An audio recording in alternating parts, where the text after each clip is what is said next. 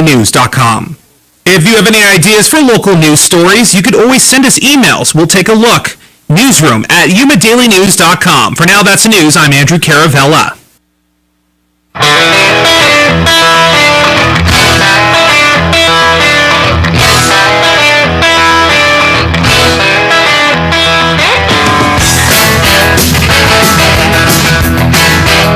AM 560 KVLU, Russ Clark with you on a beautiful Tuesday morning.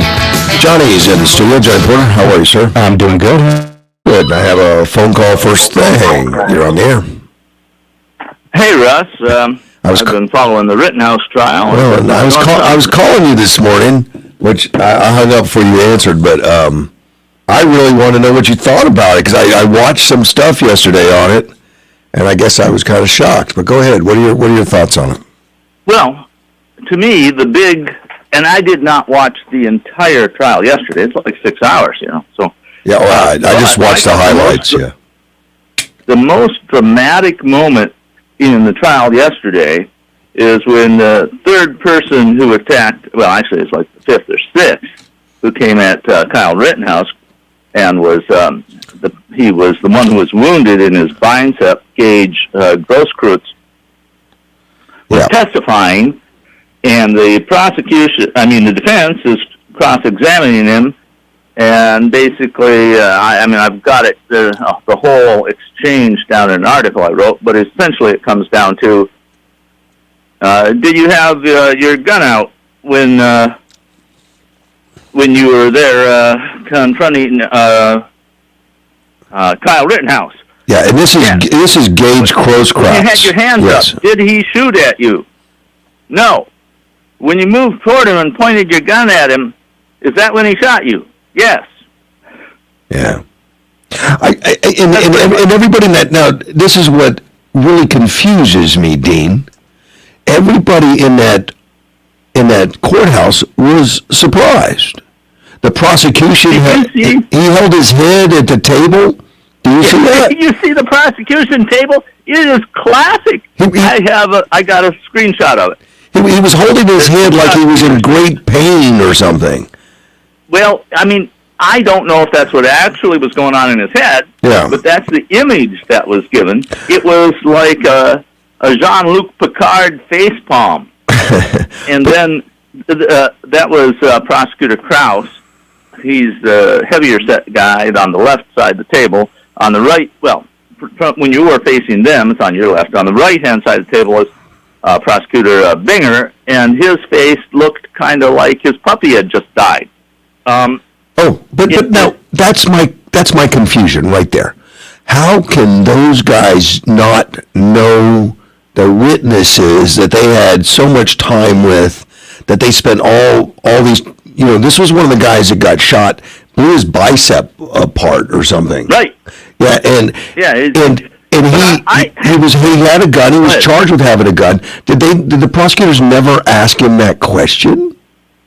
Oh, I'm sure. They knew what was coming. They knew it. How could they? Because but from the looks on their face, they were surprised. But this whole prosecution has been like that.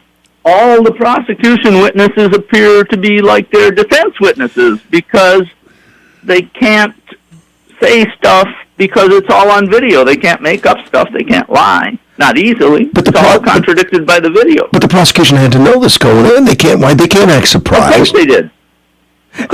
Well, I don't know if they were really surprised. Now, here's the thing.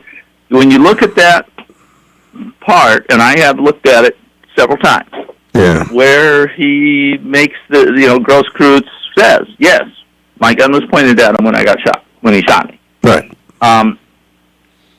He does it in monosyllabic terms. He's asked, yes, is that correct? Correct. Is that correct? Yes. Several times. I think it's 5 or 6 times in the exchange. And the defense is just trying to drive his point home. But while that exchange is going on, the cameras are on Grosskreutz and the defense attorney, Corey Trefisi. Right. And so you don't see the prosecution table while that is going on. So, and then after that exchange, the camera swings to Kyle Rittenhouse for a few seconds, and then it swings over to include the defense table, and timing from the video, it's about 25 seconds, from 25 seconds from the end of the exchange to the defense table. So I don't know if they were holding that face palm, dead puppy look Oh, for 25 seconds, or if it just happened before, or what. They just looked incompetent. I mean, I'm not a lawyer. I don't know what's really going on there. But if I was sitting in the jury stand, I would say these guys are idiots. Well, yeah. My question is, I don't know if they wanted to take the case. I have said from the beginning, this has been a political case. It should never have been prosecuted. It's pretty straightforward. Almost all the evidence is on video. The video meets all of the ordinary criteria for self-defense. Right. The other charges are pitiful. Almost certainly the firearms charge will be, in my opinion, will be dismissed because the facts don't fit the charge, or it's simply too vague to understand. As Kyle Rittenhouse appears to have been the only person charged with violating curfew, I think that's not going to go anywhere either. Yeah. So, now this, it's brought for political purposes. This Gage Grosskreutz, when he testified that he had his hands up.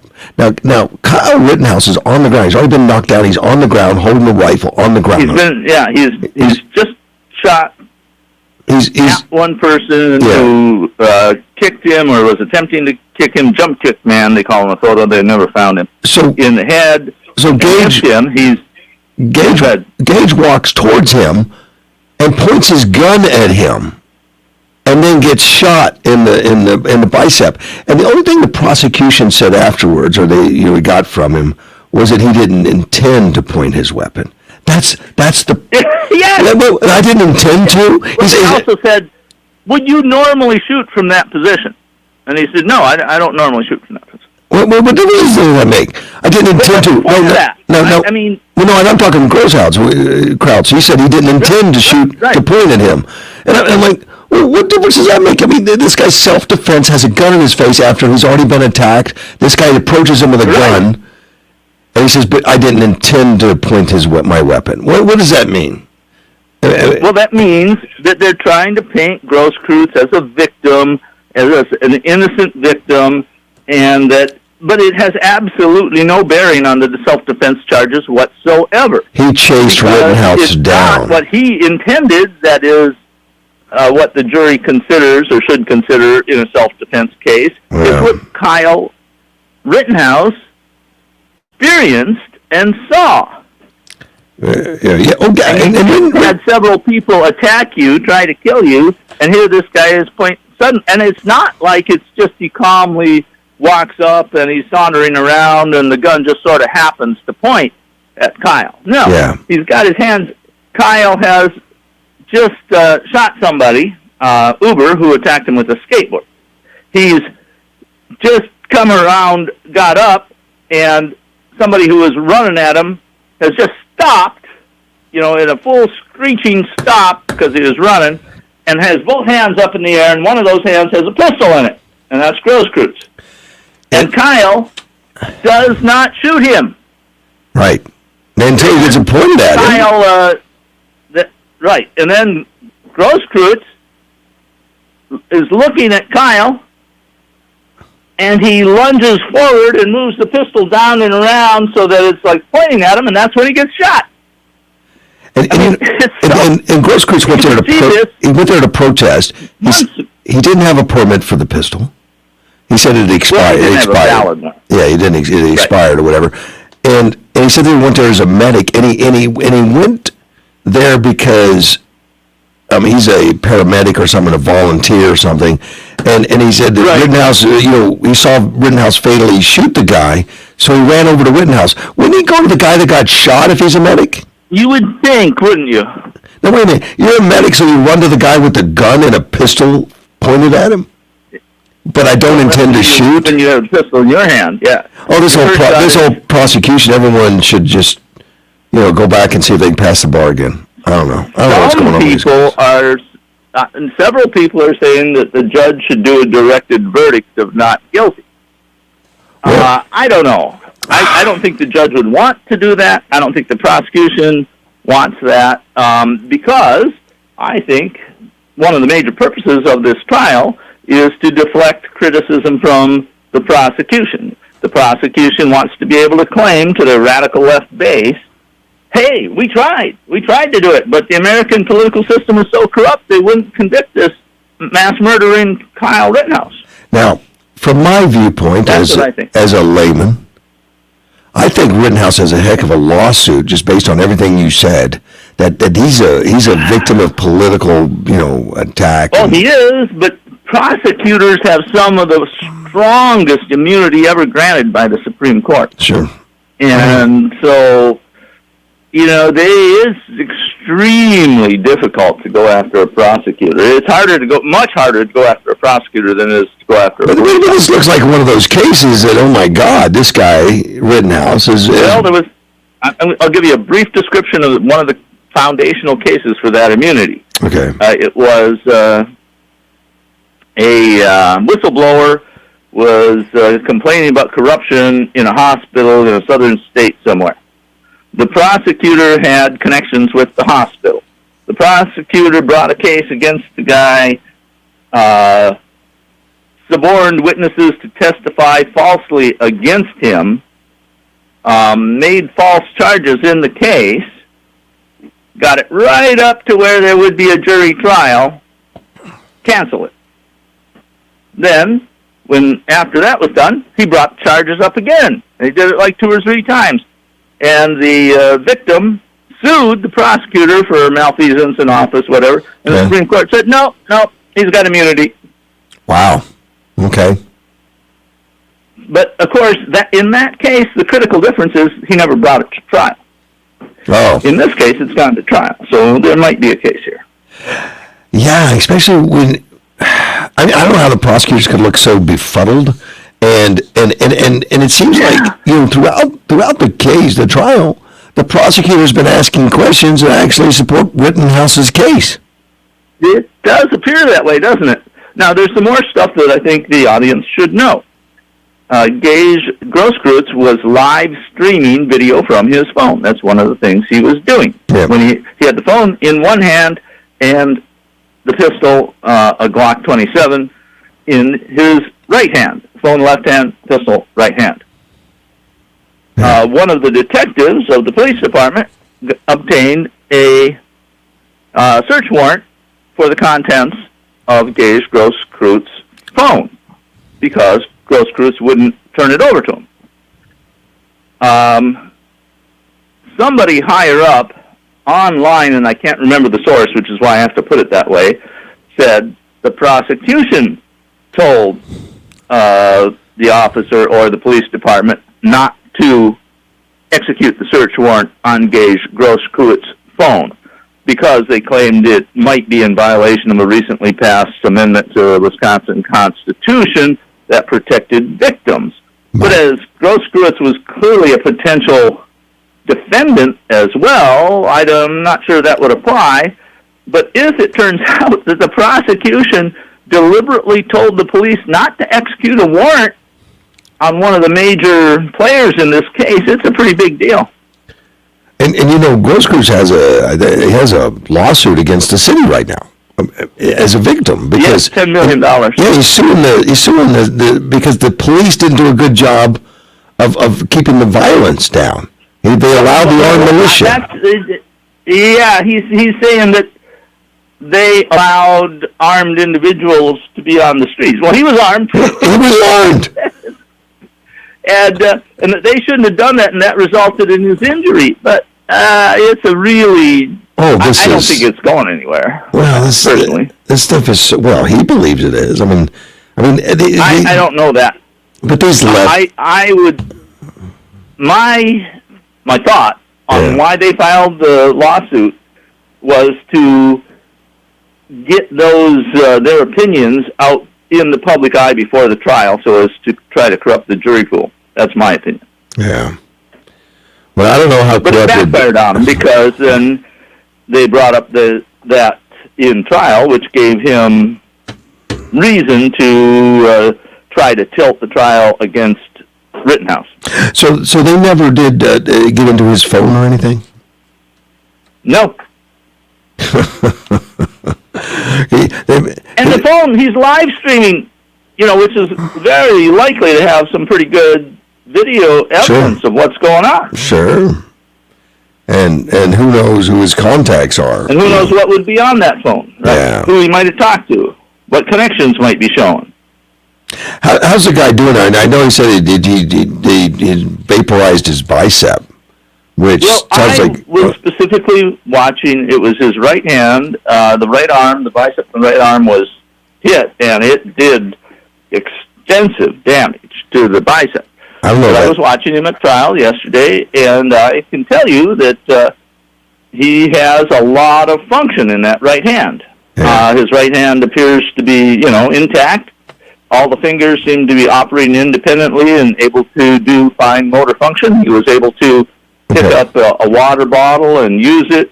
He was able to pick up the microphone, manipulate it. All the fingers seem to be working. So, yes, no doubt he has significant damage to his arm, but he has a lot of function in his right hand as well. He's lucky he's alive. He probably could pick up a pistol and still shoot it.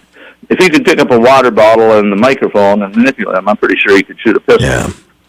He's lucky he's alive. I mean... He is. This guy had a very powerful weapon at close range. In my opinion, he would have been fully justified in shooting him center mass instead of in the arm. Yeah. Well, who knows if he didn't try? I don't know. Well, we don't know because it happened extremely quickly. It's only a very few seconds from the time that he's attacked by two people while he's lying on the ground to the time that Grosskreutz points the gun at him. I don't think it's more than 5 seconds. I didn't watch the whole trial, but I'd question whether or not the defense asked this guy. Now let me throw in a little more stuff. I've got articles out on this, but they haven't been published yet. There's a reporter for the National Public Radio. Let's see. Her name is Sullivan, and she is reporting on this trial. Becky Sullivan. And she reported, I think it was the second day trial where they went over the video where Rosenbaum was shot. He was the first person shot. Right. And she, in her reporting, inserted as fact a phrase into the testimony that had, as far as I considered, had no evidence backing it up whatsoever. And nobody said it. She inserted it in there. Now, she didn't put it in quotes, but it's right in the middle of a paragraph about the testimony of, McGinnis, the reporter for the Daily Caller. And in her phrase that she put in, and I'm not getting the quote exact here, but it's very close, is that,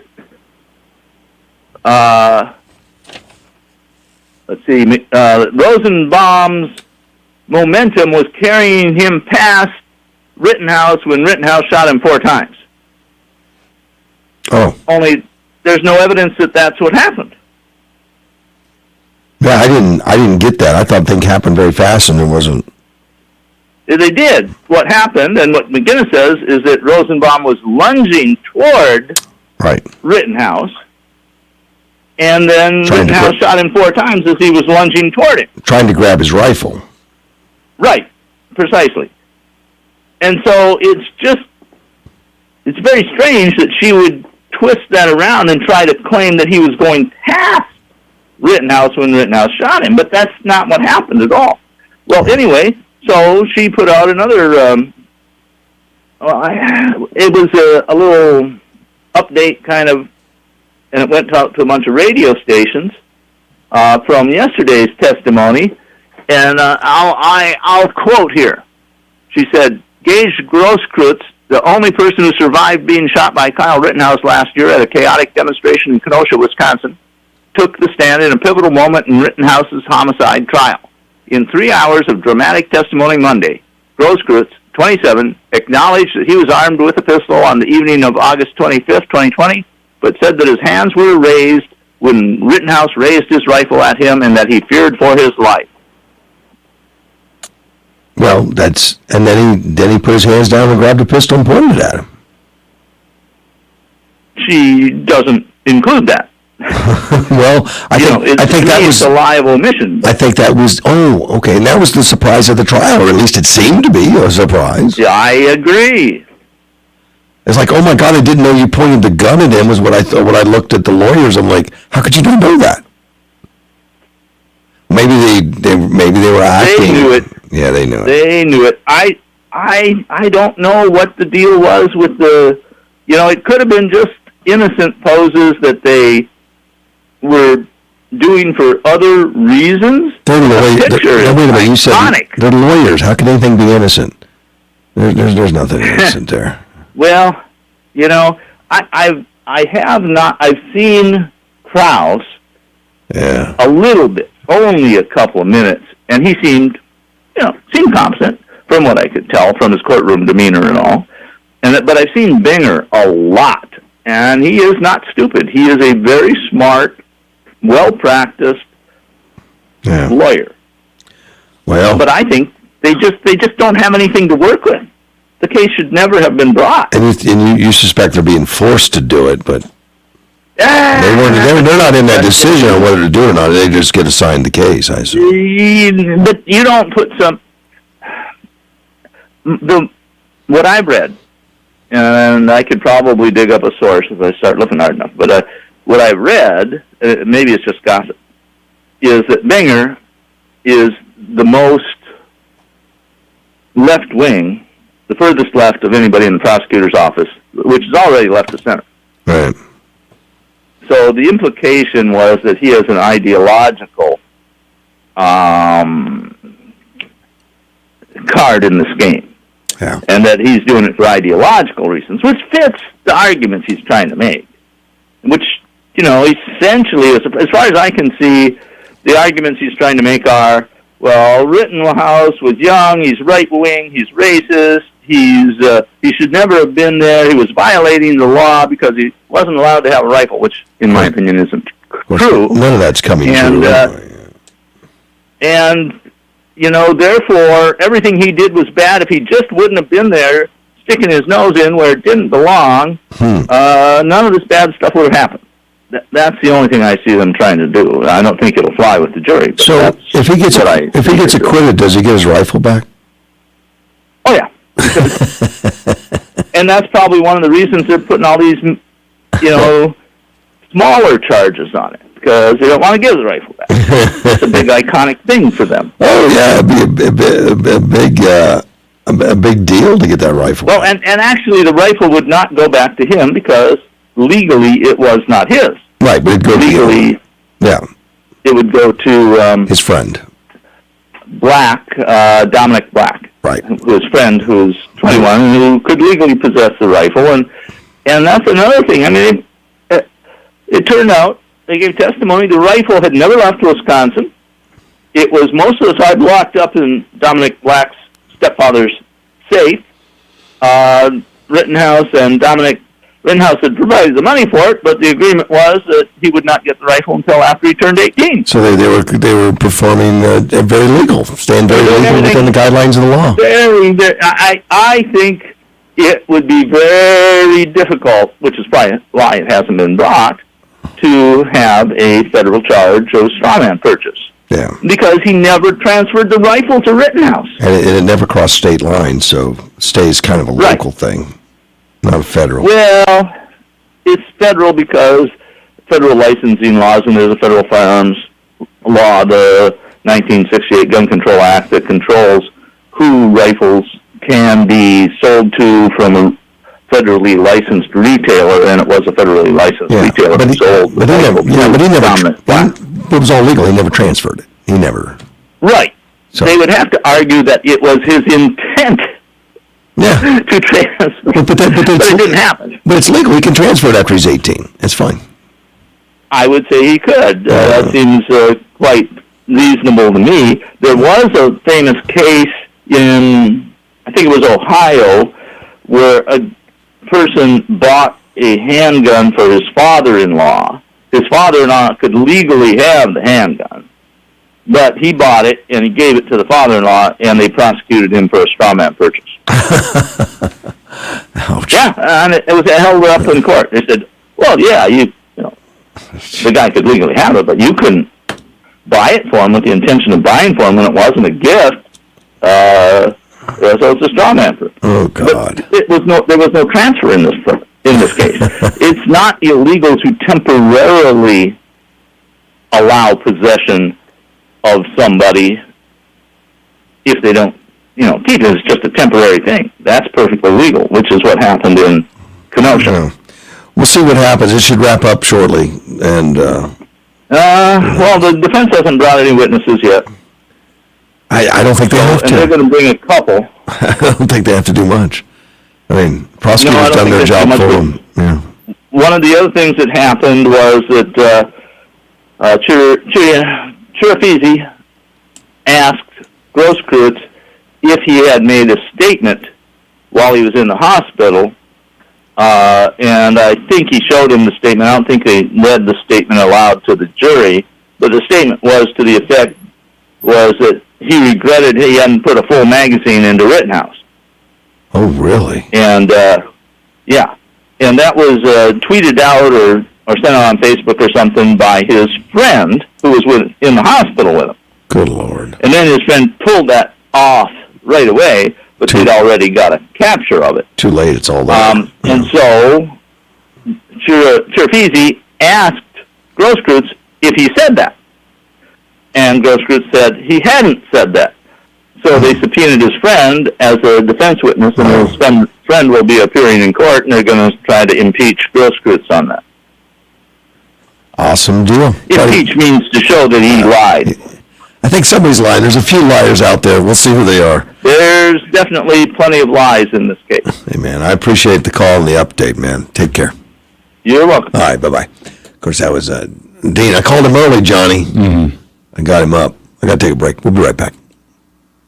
Parts of northern Arizona may see some rain as the cold front swings through, but for us, we're dry, and the temperatures remain warm. 85 today, 86 tomorrow, 88 by Thursday. It takes two vaccines to help protect you this season, the flu and COVID-19. And now you can get both shots at the same visit. Learn more at cdc.gov/vaccines. Sponsored by Sanofi Pasteur. I'm meteorologist Terry Smith from the Weather Channel. The holiday season is here. Retail sales are expected to rise 7 to 9%. Like last year, there are still concerns about product availability for some goods. Many will be shopping earlier than expected to beat the shortages. If your business's holiday messaging plans are the same as last year, you may want to rethink your timing. Book your holiday campaigns early to give your business a competitive advantage this holiday shopping season. Learn how to ramp up your holiday shopping messages at yumaadvertising.com. In today's Farm and Ranch headlines from AgNet West, a new paper released by the Farm Foundation highlights the issue of data challenges in agriculture. More after this. You're going to need me. You're going to need us. All of us. You're going to need our help with your water, your air, your food. You're going to need our determination, our compassion. You're going to need the next generation of leaders to face the challenges the future will bring. And we promise, we'll be there when you need us. Today, 4-H is growing the next generation of leaders. Support us at 4h.org. AgNet West Radio Network, your trusted agriculture news provider for the state of Arizona, bringing local, statewide, and national headline news right to you on this radio station. Let our team of Danielle Leal, budget revisions put surplus to good use for agriculture, and Brian German, Salmonella outbreak report points to adjacent land use. keep you informed here, weekdays over the radio airways, on our Farm City Newsday podcast, or online at agnetwest.com. The paper titled Data Interoperability in Agriculture outlines the challenges that arise when digital systems cannot share data. The report points to data bottlenecks as putting a limit on innovation and efficiency within the food supply chain. The issue also contributes to an ag tech environment in which digital solutions may not have a clear value. Vice President of Programs and Projects at Farm Foundation, Martha King, said that while ag tech advancements have helped improve overall efficiency, there are still significant challenges related to many digital systems that are unable to communicate or share information. King is calling for more open source solutions to fully maximize the potential of a digitally integrated ag supply chain. Better overall interoperability could help with issues of compliance, resource utilization, and soil management. I'm Brian German for AgNet West Radio Network. Spectrum Mobile is reinventing wireless again. Get unlimited on 2 Plus lines for $29.99 a month per line. No contracts, no added taxes or fees. Includes nationwide 5G. Save up to 60% with Spectrum Mobile. Get unlimited on 2 Plus lines for $29.99 a month. Call 855-438-2999 or visit a store near you. Offer valid for new customers on 2 Plus unlimited lines. Spectrum Internet required. Savings based on 2-line comparison of unlimited plans among major national carriers as of 9/20/21. Prepaid excluded. Restrictions apply. Time for some smart saving. Make their dreams their reality. I'm Arizona State Treasurer Kimberly Yee. Whatever your little one dreams of becoming, a doctor, a chef, a firefighter, they're going to need a plan and savings. Open an AZ 529 education savings plan and you will be able to pay for their future education. Visit az529.gov and start saving to make their dream job come true. Now that's smart saving.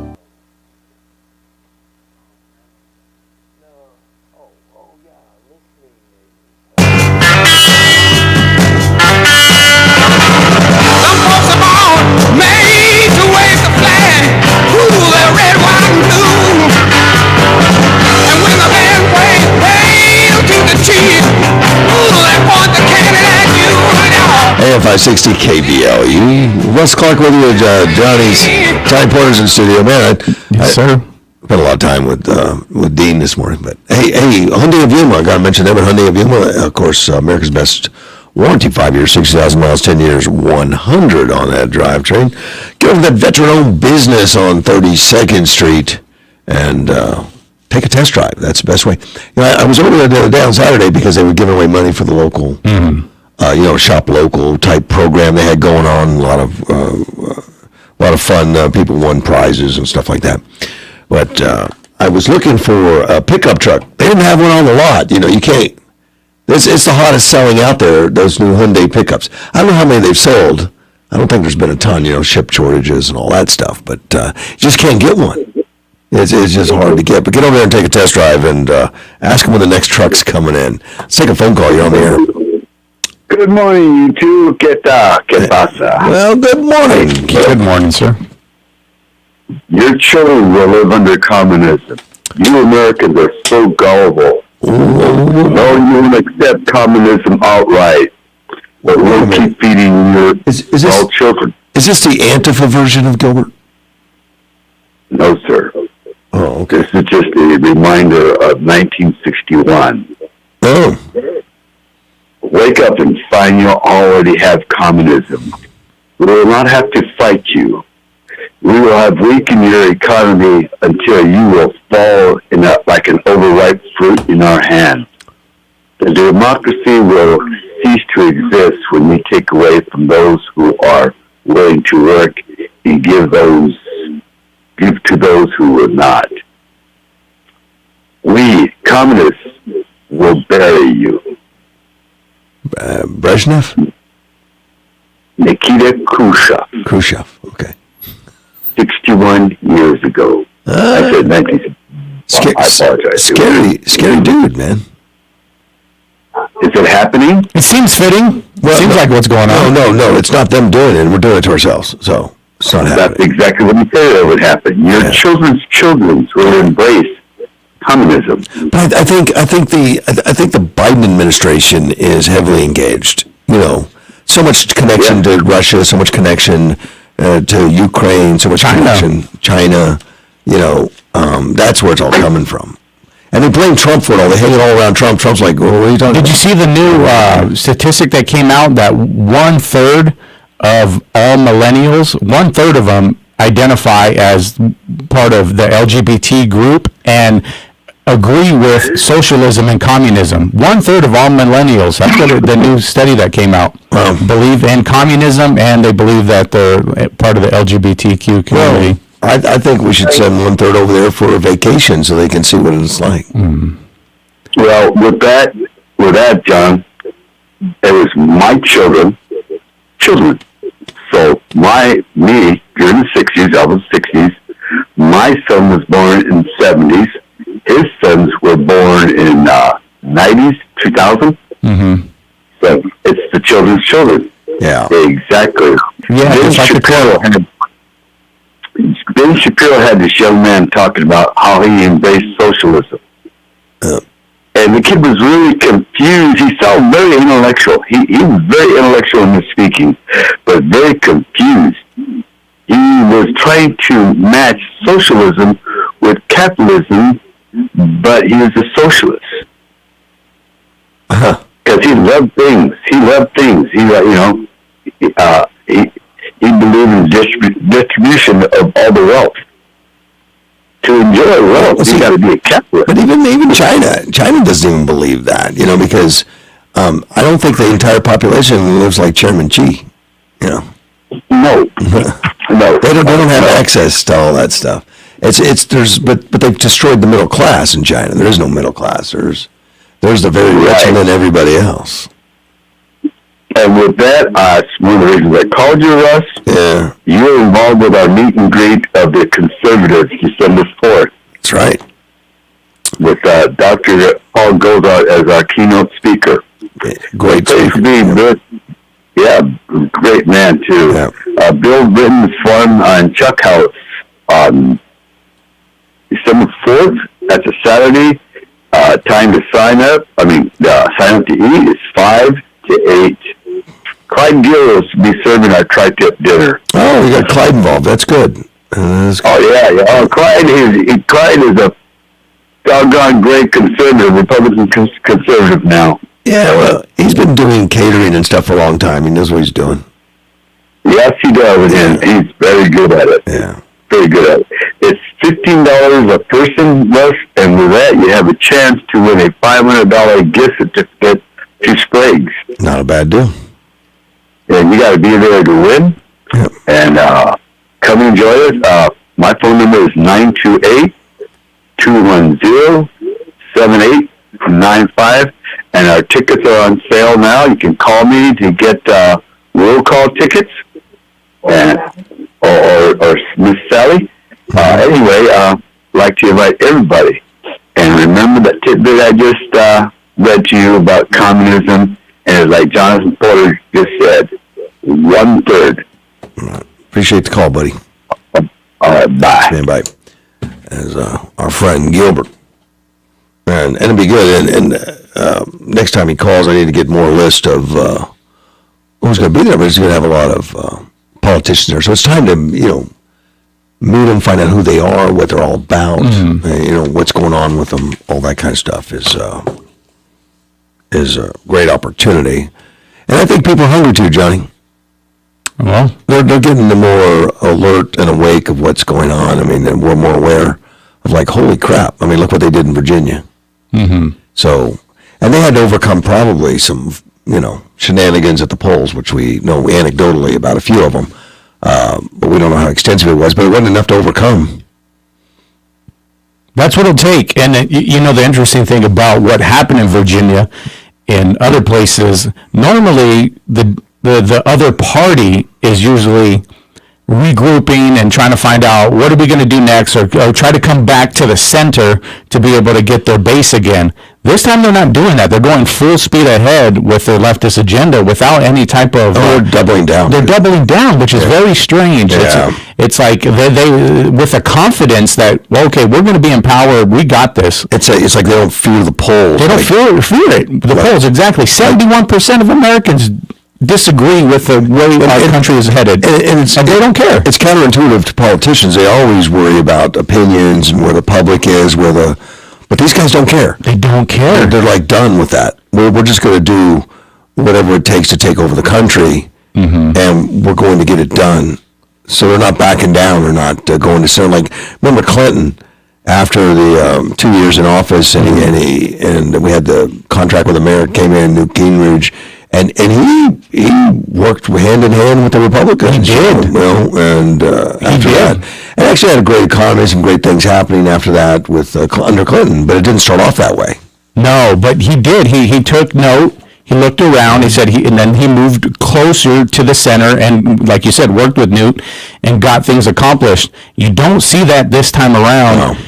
With something that should send a clear message, and alarm bells should be going off. But it's just doubling down, which to me, it's like, where's their confidence coming from on this doubling down? Now, during the Trump administration, there was a lot of things he tried to enact, and the federal appeals, the federal courts jumped in and blocked so many things, and then he just went right back to the courts, and they said, it's frustrating, we'll get through this, and he won most all of them. He did in the long run. Now, Biden has had some, he's been doing some stuff that's just outright unconstitutional, illegal. Unconstitutional, illegal, yeah, two words right there. And one of them is like these COVID-19 mandates on the vaccine, and a federal appeals court, the 5th district, put a hold on it until it gets through the courts. Like let's put a hold on this thing. Yes, sir. And so the Biden administration is doing a couple things. One is Monday they went right to the federal appeals court and asked them to lift the block of it. Makes sense. Well, yeah, but I don't think they trust it. It's going to happen. Mm-hmm. I think they've taken enough classes in law school to know that this thing doesn't look good. And what was the second thing they did? Do you have that? Yeah. The second thing they did is they went out on the air and said, it doesn't matter what the court said, go ahead and do it anyway. What is that? What? Has that ever happened in America? I don't know. I don't know, man. But it seems like a flagrant disregard of the courts. For the courts whatsoever. I mean, it's just like in your face. When I was a kid, we were taught that we have three separate branches of the government, and there's a reason, checks and balances. I remember 8th grade civics class. Well, this is the president's administration saying, don't listen to the courts, listen to me. That sent some alarm bells in my head. Of course, he did it as a request, or did it as a, just do it anyway. It's right, type stuff. And I don't think that's necessarily illegal. It's just. No, I didn't say it's illegal. It's just ridiculous to do that, and it's in defiance of the courts. In defiance of the courts, you got it. And he's using his bully pulpit more than the mandate. It's not a mandate this time. It's just a bully pulpit, and it's going to scare businesses, scare people. It's like, well, if the courts ruled that it was right, he might punish us. Mm-hmm. Don't know. Let's take a phone call. You're on there. Yes. Good morning. Good morning. Hey, a couple of things. First of all, I'm sorry we were unable to complete our transaction as planned, but your girl was not there yesterday afternoon. That's what I understand. Chris had to do it himself, but it's okay. I held his feet to the fire, and I made sure that the transaction was complete. Well, and I certainly appreciate all you have done, and I'm sure other people will also. Getting back to what Gilbert was saying, Lincoln in his second inaugural said nobody will be able to take a drink from the rivers from the Ohio River without we let them do it. Without we as a country stop doing what we were supposed to be doing. Without us looking to our own needs. And that's exactly what's happened. We have turned away from the precepts upon which we were founded, and we're paying the price. Yeah. And we will continue to pay the price until such time as people wake up and realize that we got to get God back into what's going on around here. And we're doing it to ourselves. I mean, we let it happen. We watched it happen. Well, that's what Lincoln said would happen. Exactly. Yeah. He said it would be because of our screwing up that nobody would be able to force themselves upon us. We would be letting them come in and do whatever it is they want it to do. That's just the way it is, and that has proven to be the fact right from the very start. So,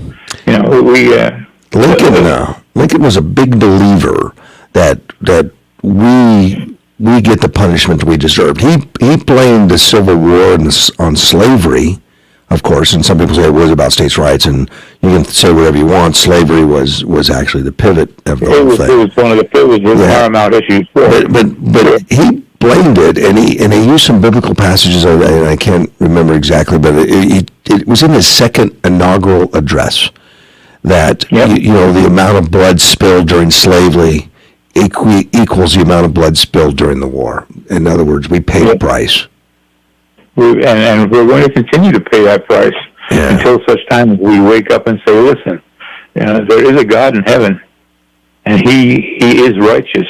Yeah. And we had either better start paying attention to what he has been telling us, or we're going to continue to pay this price for who knows how long, for forever. Forever. So that's the way it is. We didn't pay for the Civil War forever, but it was a bloody, horrible, situation that. And there are ways, Russ. We're still paying for that. Yeah, we still are. But you have these people who are sitting there saying that, well, if the founders had planned better, well, the founders, with what they knew and with what they had, did, I think, an amazing job. Let's face it. Sure. But they knew that slavery was going to have to end sooner or later. Right. I mean, Jefferson owned slaves, but he knew that slavery was not. He said that I tremble for my country when I realize that God is just. So he knew that slavery had to end. They all knew, and they all grew up. I mean, they grew up into the hierarchy. They grew up and owned slaves as a child. It wasn't something they manufactured like the 1619 makes you want to think that we invented slavery in the United States or something. No, it was something inherited that they knew had to end. Even though they knew it had to end sooner or later, and in fact, they made provision in the Constitution to where the sale of slaves was supposed to end within 20 years, and of course it didn't. Right. But they were a pretty smart bunch of fellas. They knew what was going on. So anyway, we'll see what happens. Just continue to march. That's right. Know that there's a God in heaven, and ask for His grace, His mercy, and His guidance, and we'll see what we'll end up paying the price. But we can get through it. It's just going to take we need to fight for it. That's all. Absolutely. And again, thank you for yesterday. I appreciate your assistance. All right, buddy. Take care. Bye-bye. Okay, take care. Bye-bye. Right. We'll be right back. AM 560, KBLU.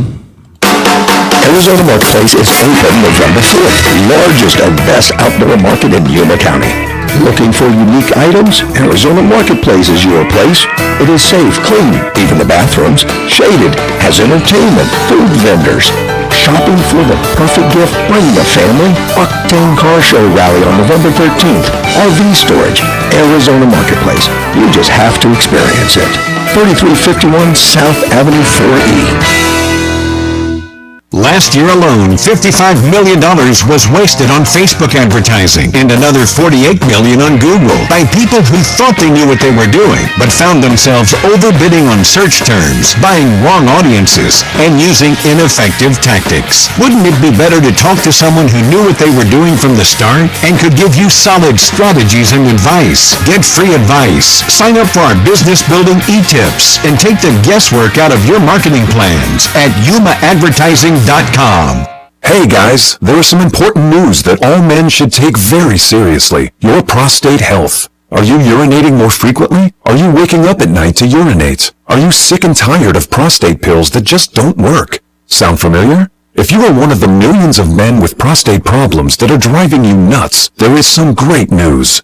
Prostagenics is the all-natural product that beat over 157 other prostate supplements in lab tests and was rated the #1 most powerful prostate supplement in the world. #1 because it works. So why not try some Prostagenics, and your prostate troubles will be a thing of the past. You'll get a great night's sleep and stop waking up in the middle of the night to go to the bathroom. To get your free bottle of Prostagenics, call now 800-600-2020. That's 1-800-600-2020. Take advantage of our 90-day money-back guarantee. Call 800-600-2020. Do it now.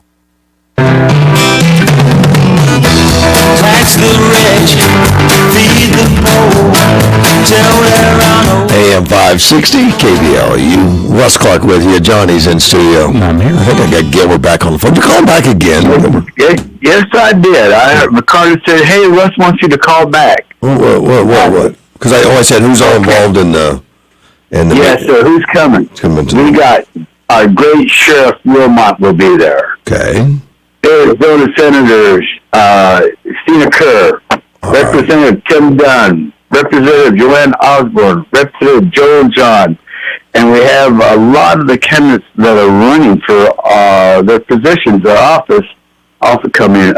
Major General, what a brain fart. He's coming at that MAC or something? Matt Guire. Matter of fact, he's going to be at the women's, Colorado women's meeting tonight. Oh, he is? Yes, he is. Maybe Coralie will call you to give him more information. Yeah, I wish I could be there. I'm teaching tonight. But yeah. And we have a couple of the corporate commission candidates are also coming. Oh, I haven't even met any of those. I don't even know who they are. Okay. We have Carrie Lake will be there also. She's running for governor. Oh, she's the one that was endorsed by Trump. Yes. I don't know anything about her, really. She'll be at a Colorado River Tea Party the 18th of this month. All right. At Community Christian Church, Russ. We got a long list of candidates. I don't have them in front of me. No, it's important. It's important to get to know them. So, yes. Yes. You make an educated vote. That's for what. And Frederick Douglass was the one that convinced Lincoln to bring slavery in the equation about the Civil War. It was because of him and talking to Lincoln that he brought that forth. You mean like what, the Emancipation Proclamation or something? Yes, absolutely. Frederick Douglass had a lot to do with that. Yeah. And what a great man. I think he served under 5 presidents, 4 or 5 presidents. Something like that. You know, he was a slave, then an abolitionist, a businessman, a Republican, died the equivalent of a multimillionaire, but... Yeah, he was the equivalent of a Donald Trump back in the days. He taught himself how to read and write because the masters saw that he was learning, and they took that away from him. Well, it was illegal to read and write back when he was a slave, so... Exactly. Quite an impressive individual, yeah. Yeah, I believe he ran away and wound up in France. Yeah. Oh, I didn't remember. All right, but anyway, those are our guests that will be there. Plus, Russ Clark, our own Russ Clark, will be our MC once again this year at our meet and greet. Heck yeah, with that many acts going on, I'm just a ringmaster, man. I just gotta just get them up, put a microphone in my face. Russ, by you doing it, I'm allowed to check things out all around that's happening, make sure everything's running like a well-greased wheel. All right. And we thank you for that. Thanks, buddy. We'll see you. All right, buddy. Bye-bye. Bye. Yeah, that ought to be fun. Britain Farms, I like the room. You know, it's just nice. It's nice out there. And Bill Britton, very, very generous with it. They keep it in good shape. I mean, it used to be a restaurant open all the time, Johnny. Mm-hmm. If you remember that? Yeah, I remember. But it's not anymore.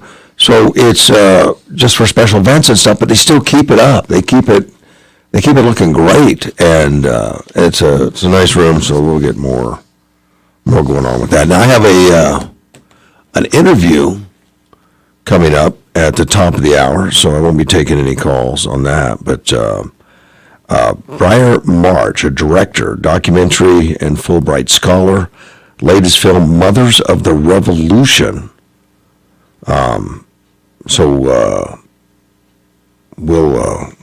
we'll have her on very shortly. I'll be back. AM 560 KBLU. Some folks are born made to wave the flag. Ooh, they're red, white, and blue. And when the band plays hail to the chief, ooh, they point the cannon at you. It ain't me. It ain't me. I ain't no senator song. It ain't me. It ain't me. I ain't no. From the 1 hour air conditioning and heating studio, this is News Talk 560 KBLU, Yuma. Trying to revive a controversial mandate. I'm Dave Anthony, Fox News. The Biden administration is making its case to the court that blocked it. Fox's Jared Halpern's live at the White House. Blocking an OSHA requirement for employers to ensure workers are vaccinated will cost dozens or even hundreds of lives per day, the Biden administration warned in a court filing. A New Orleans-based Court of Appeals put OSHA vaccine requirements on Republican-led states and some private businesses, arguing there was no reason to rush a ruling since the mandate does not take effect until early next year. The rule applies to businesses with more than 100 workers and says those who are not vaccinated by January 4th would need to wear masks and be tested regularly. Dave. Jared, in Los Angeles, people were out protesting mandates there, including needing to show proof of vaccination to dine out or go to a gym or a salon or a theater. I'm going to fight tooth and nail. This isn't right. This is unconstitutional. We shouldn't be told that we're going to lose our jobs, that we're going to lose our freedoms, that our children aren't going to be able to go to school. Days after 8 people were trampled and killed and hundreds more were injured at a concert in Houston. At least 36 lawsuits are planned against the Astroworld Festival organizers, which could lead to hundreds of millions of dollars in damages. Fox's Jackie Ibanez, a sheriff's deputy, shot in Jackson County, Georgia Friday night, has died from her injuries. Deputy Lena Marshall was responding to a domestic disturbance at a home where she was shot by a woman they were trying to remove. Another deputy then shot and killed her. The family of an American jailed in Russia says former Marine Trevor Reed has gone on a hunger strike. Reed is serving a 9-year sentence after he was convicted in July of assaulting police officers. At the time, the U.S. called his trial absurd. Reed's family say he's protesting his detention and violations of his rights. Russian prison authorities say Reed is not on hunger strike and that his rights have been respected. Fox's Simon Owen. America's listening to Fox News. Dell Technologies' biggest business sale of the year has arrived. Step up your vision with top tech up to 45% off during their early access Black Friday event. Dell Technologies recommends Windows 11 Pro for business. Plus, get incredible savings on Windows 11 PCs, along with servers, monitors, and docks, all with free shipping. There's also special financing with Dell Business Credit. Get started by contacting your Dell Technologies advisor today at 877-ASK-DELL. That's 877-ASK-DELL. Big news from Simply Safe Home Security. Okay. Actually, I think the horns are too much. Yeah, that's better. Big news. The new wireless outdoor security camera is here. Yes, Simply Safe's award-winning home security just got even better, taking whole home protection to a whole new level. Okay, I'm missing the horns. Simply Safe is celebrating this new camera by offering free shipping for a limited time. Visit Simply Safe.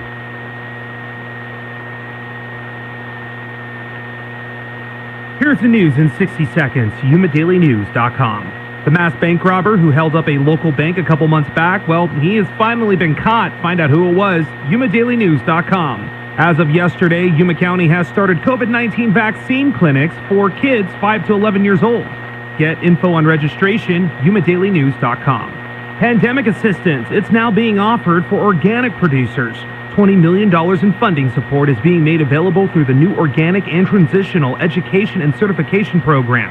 More info, YumaDailyNews.com. Want to know the least educated city here in Arizona? Well, according to a new recent report, it's right here in the county. Read more, YumaDailyNews.com. Grandparents have awaited hugs, and spouses have finally reunited as the U.S. border reopened yesterday.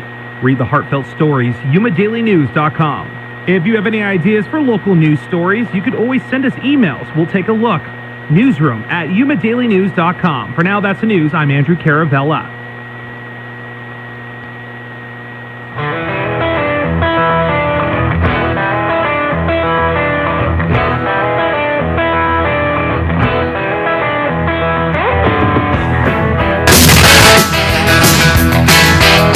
AM 560 KBLU. Russ Clark with you. It's 4:25. Do not call me, unless you're Bear March. She did a documentary, Mother's Revolution. She's director. We will get more about that after call. Johnny's with me. I'm here. And I'll talk about the Hyundai of Yuma until the phone rings, but Hyundai of Yuma out there on 32nd Street, veteran-owned business. Get out there and take a test drive. That's how you know. Take a test drive. There's still a lot of new cars on a lot of people think, because of the chip shortage.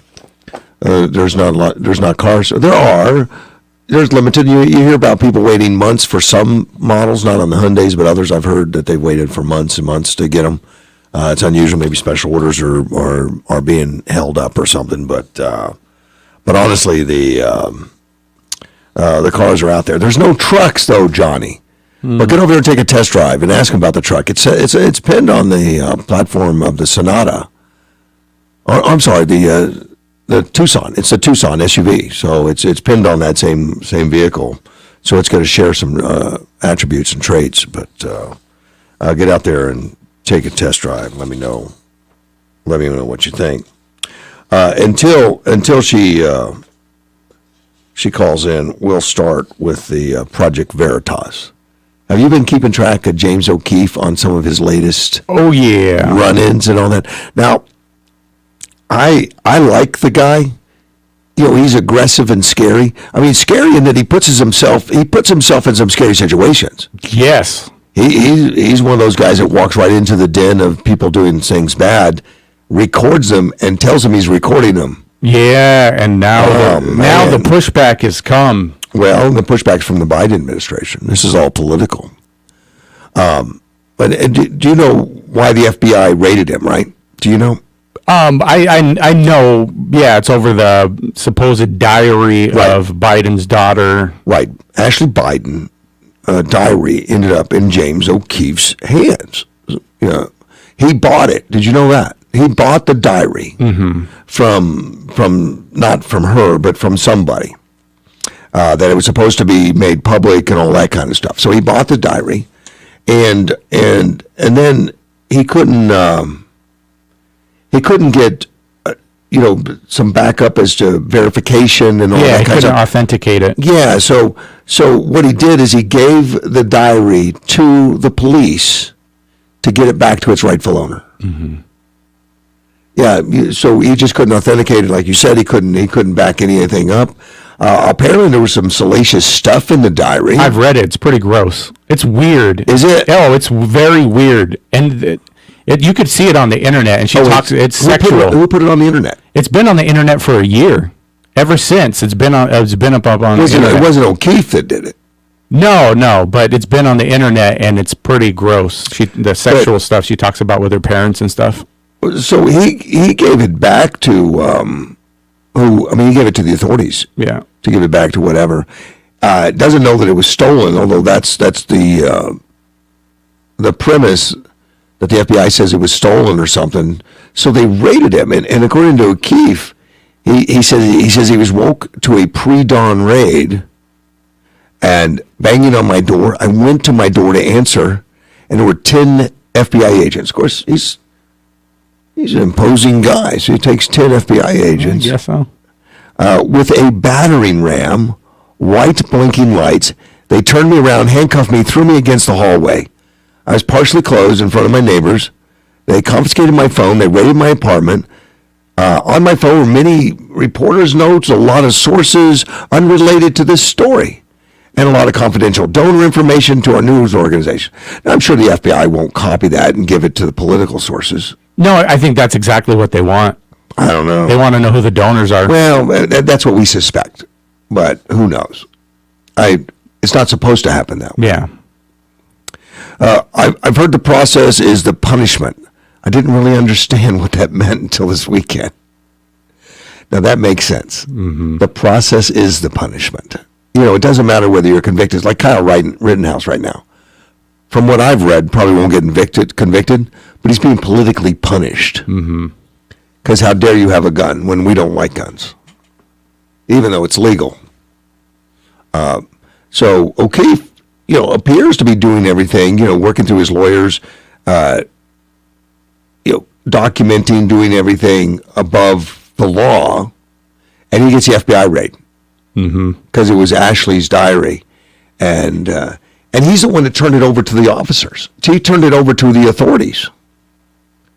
So he wasn't a guy trying to hide it or anything. He's like, hey, I got this, and give it to your rightful owner. I can't substantiate any of it. I can't verify it. And O'Keefe says, and his attorney, Paul Calley, he commented, said Ashley's Biden's daily telling, he told Hannity anyway, Veritas paid money to the tipsters who had obtained the diary for the right to publish the material, which the Guerrilla News never did, and later turned the material to local law enforcement. So it sounds like he's a reasonable guy, checking off, doing things to keep him in the right harbor, for safety. O'Keefe says this is an attack on the First Amendment by the Department of Justice. I'm calling upon all journalists. Now, there's not a lot of journalists going to come to his aid. Most journalists are just Biden apologists. So since this has something to do with the administration, I doubt he has many friends out there. No, they're not gonna join him. Let's take a phone call. You're on the air. Russ, I know you're waiting to hear from some fabulous entertainment folks, but there has been an issue at the studio, and they're going to have to reschedule. Oh, and that's fine, Edward. And I appreciate the heads up. And I thought that might be the case, but this is radio. That stuff happens when you're live. And I wanted to make sure you weren't boring your audience as you try to. With James O'Keefe, you think so? Okay. Yes, he's so conservative, and that button-down guy. Okay, I don't know that you're a bleeding heart liberal, but okay, all right. I'm definitely for whatever increases investment properties. I know. I'll do whatever you politically need me to be. So you got your business hat on this morning. I do. Congratulations again to Madison. Oh, thank you very much. There's somebody in the family I admire. Anyway. I did want to call because Sissy called me real quick, and she was going to call, and she wasn't sure how to tell you that there's a studio problem. They're in lockdown. And what that means is when the studio goes into lockdown, they're filming, and nobody can leave the set. There's no phones on the set. Not a problem at all, buddy. I appreciate it. All right. Have a good one. Thank you, sir. Bye-bye. So, with that, I guess the phone lines are back open. 344 for Karen now. 344-5258. And Edward does not find James O'Keefe boring.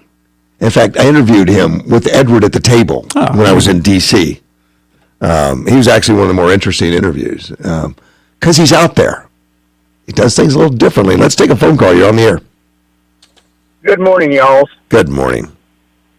Hey, so you guys were talking earlier about the 1/3 of millennials, or whatever you want to call them, XYZs, that are totally for and gung-ho for the socialism and all that.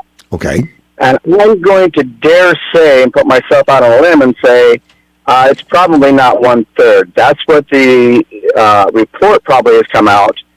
But as you guys all know, if you have a couple of people who are really gung-ho for it, well, it's kind of cool to hang out with those same people when you're that age and you don't understand anything. So now you have a bunch of people who say, hey, it's just kind of cool to get a tattoo, or kind of cool to get my hair spiked, or kind of cool to hang out with these guys, but they don't believe in it, but it's cool to hang out with them. So I'm going to dare say that 1/3 is probably 1/3 of that. I think I agree with you, particularly you're talking about the age group, but a lot of times the pollsters, the way they word it, can make huge differences too. And of course, I voted for Jimmy Carter when I was younger, and that was before I fully developed my brain. So a lot of that happens. Hopefully, yeah. A lot of these people don't fully develop their brain anymore when they're in college until they're 30 or 35. Maybe not, but I completely agree, man. Appreciate the call. All right. Thank you, man. Bye-bye. See, Johnny? And I think he's right. Well, yeah, I believe he's right as well. Yeah. But it's a scary thought right now that 1/3 even say it right now because we don't know how many that will. Well, that's what they're being taught. They're being taught it's a good thing. Yeah. That's what they're being educated on. Let's take a phone call. You're on the air. Hey, good morning, Russ. How are we doing? We're doing well. Carl, how are you? I'm doing very good. I'm hearing a lot of stuff today. For my 2 cents, there's something I don't really hear too much about, to me, which is one of the most important things in Arizona, is how our recall on the election has been doing. You don't hear nothing at all about it anymore. Okay. Am I right? Well, I guess so. And I don't understand why, because it's very important that we figure out what the hell happened on this election. But I need to talk to Kelly Ward or Don Shooter. I'll call Don Shooter on break and see if he can call in, because he's been very tied to it, and we can find out. I'd appreciate it, because I think it is important find out how in the hell they're cheating us so we can make sure they don't do it again. Yeah. Oh, it's important across the nation, I know. And there are lawyers, there are people working on that, George Braun being one of them, that is working actively, and did during the New Jersey and Virginia races also. Yes. So I think the best way to make sure it doesn't happen is we're going to have to make sure, as we the people, don't let it happen again, and we're going to all have to get involved and make sure what the hell's going on. And we need to put people in office who don't buy us chicken dinners, but will do what they say they're going to do. Yeah. All we're getting now from these Democrats is, yeah, you do what I say, and I'll buy you a damn chicken dinner. And people fall for it. All right, buddy. I want that chicken dinner. Know what? All right. Well, that's all right, but they're feeding me the chicken dinner, and then they're eating 2 lobsters. So. All right. Yeah. That's right. Thank you, buddy. Take Bye. Care. Bye-bye. It's Carl. I got to tell you, I got a text from, the brains behind Edward, and he's got a Australian lady that is his operations that make sure things happen, and it's Carrie. Well, Edward had called me yesterday and asked me to change the time zone of Arizona to Central Standard Time because he likes to listen to the show, and it's inconvenient after daylight savings time because the time's wrong. I mean, he likes the time as it is right now, where we're 3 hours difference. So he would like to have us change to a different time zone, to change the way we do it. And I said, "Oh, okay." So I get a call from his operations and says, "I'm assuming you ask Edward to use our lobbyists to push the Arizona to change the Central Standard Time zone." Well, no, I didn't. Edward asked me. Okay, but that's okay. And I have put our state affairs on it, but is there a reason other than because, as they are meeting with the governor's chief of staff on Friday? Well, can you come up with a good excuse? I got the because down, and you can't just say because Edward wants to listen to the radio show. Maybe you can. Well, maybe I can. Maybe you can. I don't know if he has that kind of poll or not. We got to come up with something decent. I think really we should talk to all the other states and make it stop. That's the more logical. But that's not the way he thinks. Well, we'll see how we'll see what goes on with that. Now, I'm gonna have to answer this. I dare not answer it. Oh. I can't not. I can't just let it go. You can't not. Yeah. Okay. She may fly over here. Well, do what you got to do. I've never Russ. met her, but I'm afraid of her. Well, you should be. Well, because Edward is. Yeah. Well. So, I gotta at least answer that, and we'll see if I can come up with some reasons other than because. Change it. I don't know what the history is on that about Arizona not being in the daylight savings time and doing all that. We're smart. I kind of like it. What? That we don't change? Yeah, I like that we don't have to flip our clocks up and back and go through that every year. Yeah, who is it? Marco Rubio really just came out and said it's dumb that we do that still. So it would just be nicer if everyone else did it. Mm-hmm. So that we don't. Because now my football games are on later. Oh my goodness. Yeah, I know. Well, I'm from the East Coast, buddy. I mean, I used to go to Monday night football games. We'd go out to an establishment, that maybe had some adult beverages or something. But we would go out and stay there till 1 a.m. And heaven forbid if the football game went into overtime or something. Oh yeah. Because we had to be at work in the morning. And we're over here complaining about, man, the football game didn't get over till 9. What do you? Well, so what, Johnny? Midnight was a normal for us. Yeah. On a Monday night or something, and back then we would go out and do that. Yeah, and stay up. Thank goodness those days have changed. I've got to take a break. We'll be right back. In today's Ag Business Update from AgNet West. Well, many ag groups are pleased with legislation that passed last week. We'll have more on that right after this. You're going to need me. You're going to need us. All of us. You're going to need our help with your water, your air, your food. You're going to need our determination, our compassion. You're going to need the next generation of leaders to face the challenges the future will bring. And we promise we'll be there when you need us. Today, 4-H is growing the next generation of leaders. Support us at 4h.org. AgNet West Radio Network, your trusted agriculture news provider for the state of Arizona, bringing local, statewide, and national headline news right to you on this radio station. Let our team of Danielle Leal, budget revisions put surplus to good use for agriculture, and Brian German, Salmonella outbreak report points to adjacent land use. Keep you informed here, weekdays over the radio airways, on our Farm City Newsday podcast, or online at agnetwest.com. The U.S. House of Representatives did pass H.R. 3684, the Infrastructure Investment and Jobs Act. They note it's a bipartisan infrastructure package focused on creating millions of American jobs, rebuilding our nation's roads and bridges, and combating the climate crisis. Many in agriculture were pleased. The National Association of State Departments of Agriculture praised passage of the legislation. Their CEO, Ted McKinney, said, "We can all recognize the importance of a thriving U.S. ag industry to all people, and this legislation will connect more individuals to American-grown products and provide financial sustainability for farming and ranching businesses."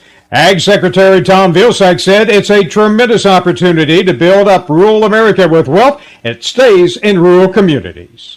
I'm Randall Wiseman for AgNet West Radio Network.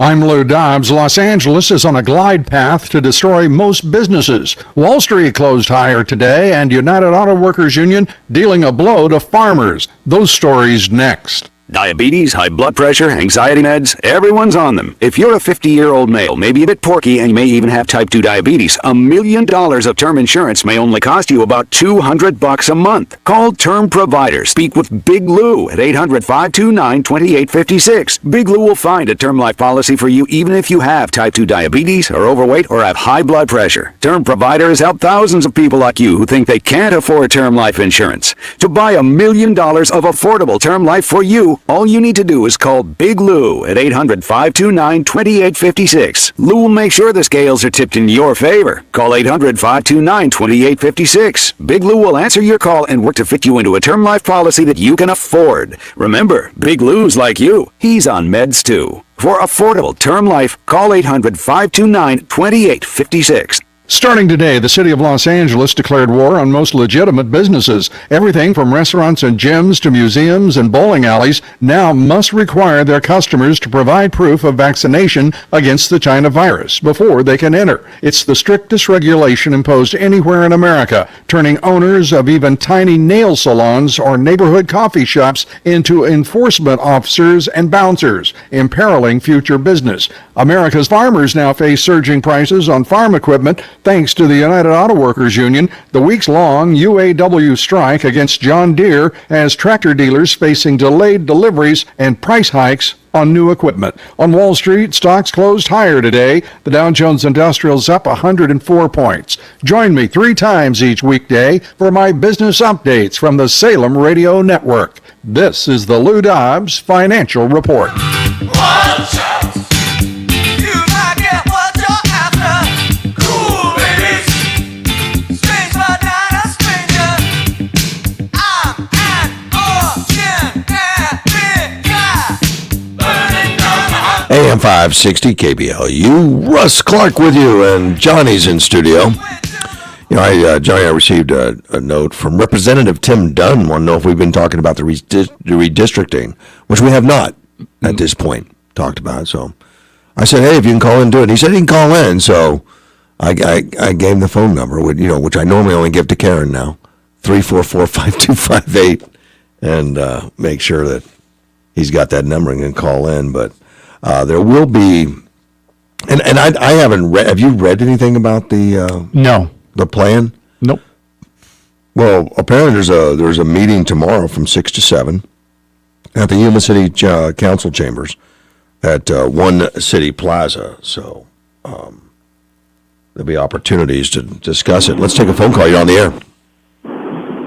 Hey, good morning, Russ. Well, I'm Dunn. Good morning, Representative Dunn. Good morning. And I had not discussed this yet. I saw it on the front page of the paper this morning. But have you read the preliminary plan? Yes, sir. The plan that came out with last week basically divides Yuma County and puts all of the population of Yuma, basically the city of Yuma, San Luis, and Somerton, and part of the foothills into which would be the old LD4, the southern district with Tucson. So their proposal is to combine Yuma with Tucson. In the past, we've had the community of interest has been the border, San Luis, Somerton that goes along to Tucson, and the rest of it has been my district, which is the north half of Yuma County Marine Corps Air Station, going up into the West Valley, which is the community of interest of military and agriculture. So we had the opportunity to testify tomorrow, and if you can't come tomorrow night, you can turn in comments.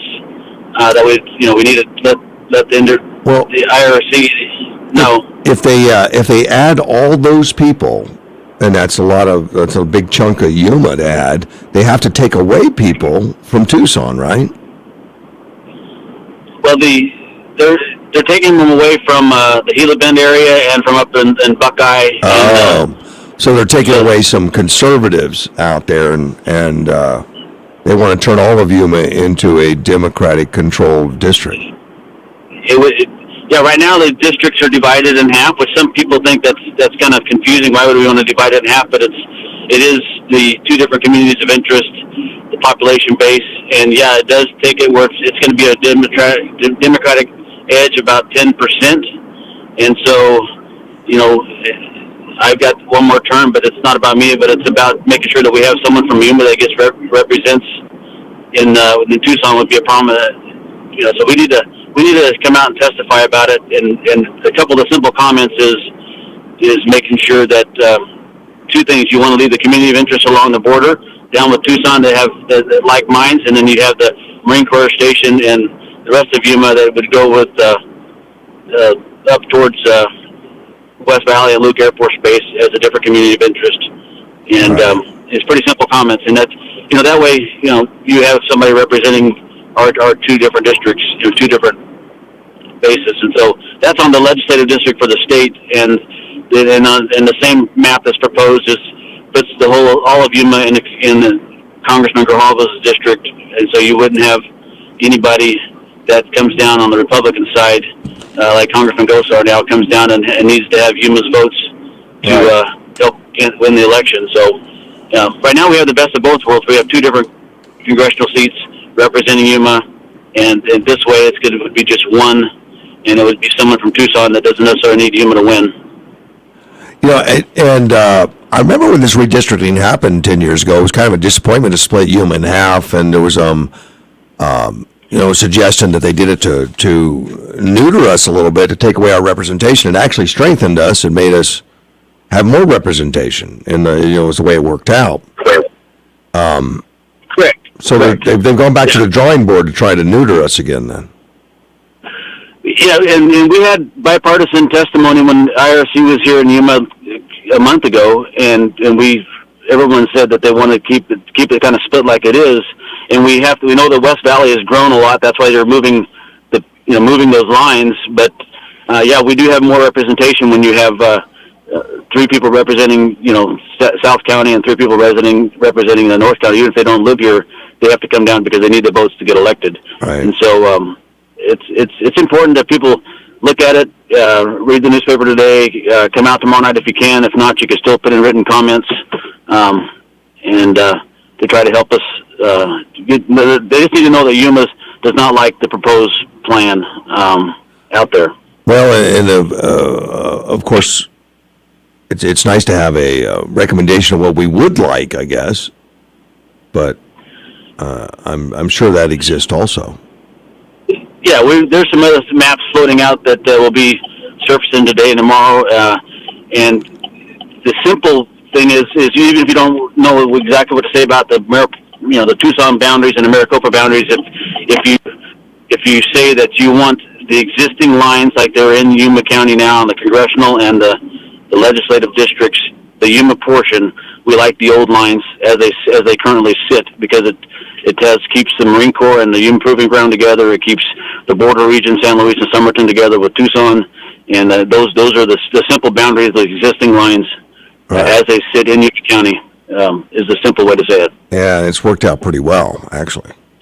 At least I think. Yeah, so. and that's bipartisan support. We have that on both sides of Yuma. Currently are in favor of that. Yeah. Well, there's going to be changes, obviously, because haven't we added a district? We didn't get enough population increase. We didn't get a new congressional district, but currently they're looking at making a new district, a river district, coming from Mojave County down. Okay. And but it stops up in the Gila Valley. It doesn't include the population out of Yuma, so it comes into half of Yuma County and it goes into the West Valley, and it's a river district, but you don't include the most prominent city along the river that has the biggest agriculture output, in the state. And so that's the second, on that congressional line. We'd like to come into Yuma County like it currently sits that splits the district between Gosar and Grijalva. So because that way we'd have a prominent seat in that district. So it kind of touches Yuma, but not much. It goes out up in the North Gila Valley, and it skirts around, catches Welton. So it doesn't get any of the population base. So, I'm sure that that congressman would come down and see what's going on, but they don't need our votes to win. So it's kind of hard. No, we wouldn't represent that section much, would we? No. Yeah, and Mr. Grijalva doesn't quite come to Yuma and very often either. So we need the district to be. We're getting close. There's good opportunity. They have another month of testimony, then they'll do their final map in December. But if we can get some people to come out tomorrow night, and if you can't be there, because not all of us can be there, if you can't be there, just make sure that you go online and or call and ask us, and we'll help you get the way to send in public comment. All right, Representative Dunn, I appreciate it. Thanks for the call, buddy. You bet. All right. Can you give me a touch base real quick on the audit? Oh, please do. I didn't know how close you were to it, but yes, we'd like to know. Yeah, I just heard Carl's question. So after the audit report was submitted to President Fan requested the Attorney General to investigate the points that were turned in. The Attorney General is undoing that investigation. That's why it's been kind of quiet, because when there's an active investigation, so we're waiting for that to come back. I do know that it's my understanding that they have questioned the previous Maricopa County recorder has been in for testimony, being questioned, and so they're working on all the points that were brought out in the audit. So we're waiting for those those recommendations. If there's something that they can find that someone did something illegal, then they'll obviously prosecute. And if there's something that needs to be statutorily changed, a recommendation from the Attorney General, then we will take that up and at the House. And I think the thing that people are confused about is that it seems like we've stopped asking for the materials that we didn't get originally. We didn't get some of the machines. We didn't get the things that we needed to complete the audit. And it's been suggested that FAN just stopped everything, made some deal with the Attorney General, and we're not really going to get to the bottom of what happened, other than maybe some people get in trouble, which we still would like. Are we moving forward to get more details of some of the equipment? It's my understanding that there was a deal struck that they would, under supervision, that they would, between the Maricopa County supervisors and the investigators, or the auditors, that they were going to do that, and that was in process. I'm not sure exactly where it's at because the Senate's in charge of that, but that was what I was told, is that they did instruct a deal to continue that part of the investigation. Okay. Yeah, and like you said, it's been quiet, so I guess people worry about that too, the saying nothing, especially when the first report came out that was suggestive, but nothing that is definitive. Correct, and we're just because it's quiet does not mean that the Attorney General, and we're kind of having to wait until those recommendations and what happens, and there's we're not going to let no stone go unturned. So. Well, I appreciate that, and thank you for that. That's comforting, Representative Dunn. I do appreciate it. Thank you, sir. You bet. You guys have a great day. You too. Bye-bye. And with that, we'll take a quick break. Be right back. AM 560. We have some fine fall weather here the next couple of days. It does get warmer, though, later in the week. 85 today, upper 50s overnight. 86 tomorrow, 88 the high Thursday. It takes two vaccines to help protect you this season, the flu and COVID-19. And now you can get both shots at the same visit. Learn more at cdc.gov/vaccines. Sponsored by Sanofi Pasteur. I'm meteorologist Terry Smith from the Weather Channel. Are you struggling to find quality employees? Tired of placing the same old Sunday classifieds or getting lost in the online job boards and getting the same results? Then you need to call us today at 344-4980 and put radio to work for you. It's fast. Place an ad today and have it on air tomorrow. Whether you're looking for hourly workers or to fill highly specified job descriptions, placing an ad on radio will help you fill these positions quickly. Call 344-4980 today and put radio recruitment to work for you. Who says money doesn't grow on trees? Cocopah Casino and Resort is shaking the money tree this November. Every Wednesday and Saturday, one guest every half hour will be drawn to play our Money Tree Plinko game. You could win up to $400 in rewards play or $500 cash every half hour. Drawings are every Wednesday and Friday in November from 5 to 9 p.m. Earn entries by playing your favorite slots and table games with your rewards card. For complete rules, see the Cocopah Casino Rewards Club. We love our locals at Cocopah Casino and Resort, South Highway 95 in Somerton. Spectrum Mobile is reinventing wireless again. Get unlimited on 2+ lines for $29.99 a month per line. No contracts, no added taxes or fees. Includes nationwide 5G. Save up to 60% with Spectrum Mobile. Get unlimited on 2+ lines for $29.99 a month. Call 855-438-2999 or visit a store near you. Offer valid for new customers on 2+ unlimited lines. Spectrum Internet required. Savings based on 2-line comparison of unlimited plans among major national carriers as of 9/20/21. Prepaid excluded. Restrictions apply. The Border Report brought to you by RV World, located on Gila Ridge Road. Exit Interstate 8 on Araby Road, then head west on Gila Ridge about a quarter mile. RV World, Yuma's premier recreational vehicle dealer since 1991, offering a large selection of new and used RVs. Here's the latest update for the passenger vehicles in the standard lanes. Wait times at our selected ports of entry. Algodones, 20 minutes, 2 lanes open. Updates pending at Calexico East. An hour at Calexico West with 7 lanes open. San Luis, a 90-minute wait now, 2 lanes open. Get updated border reports anytime at yumadailynews.com.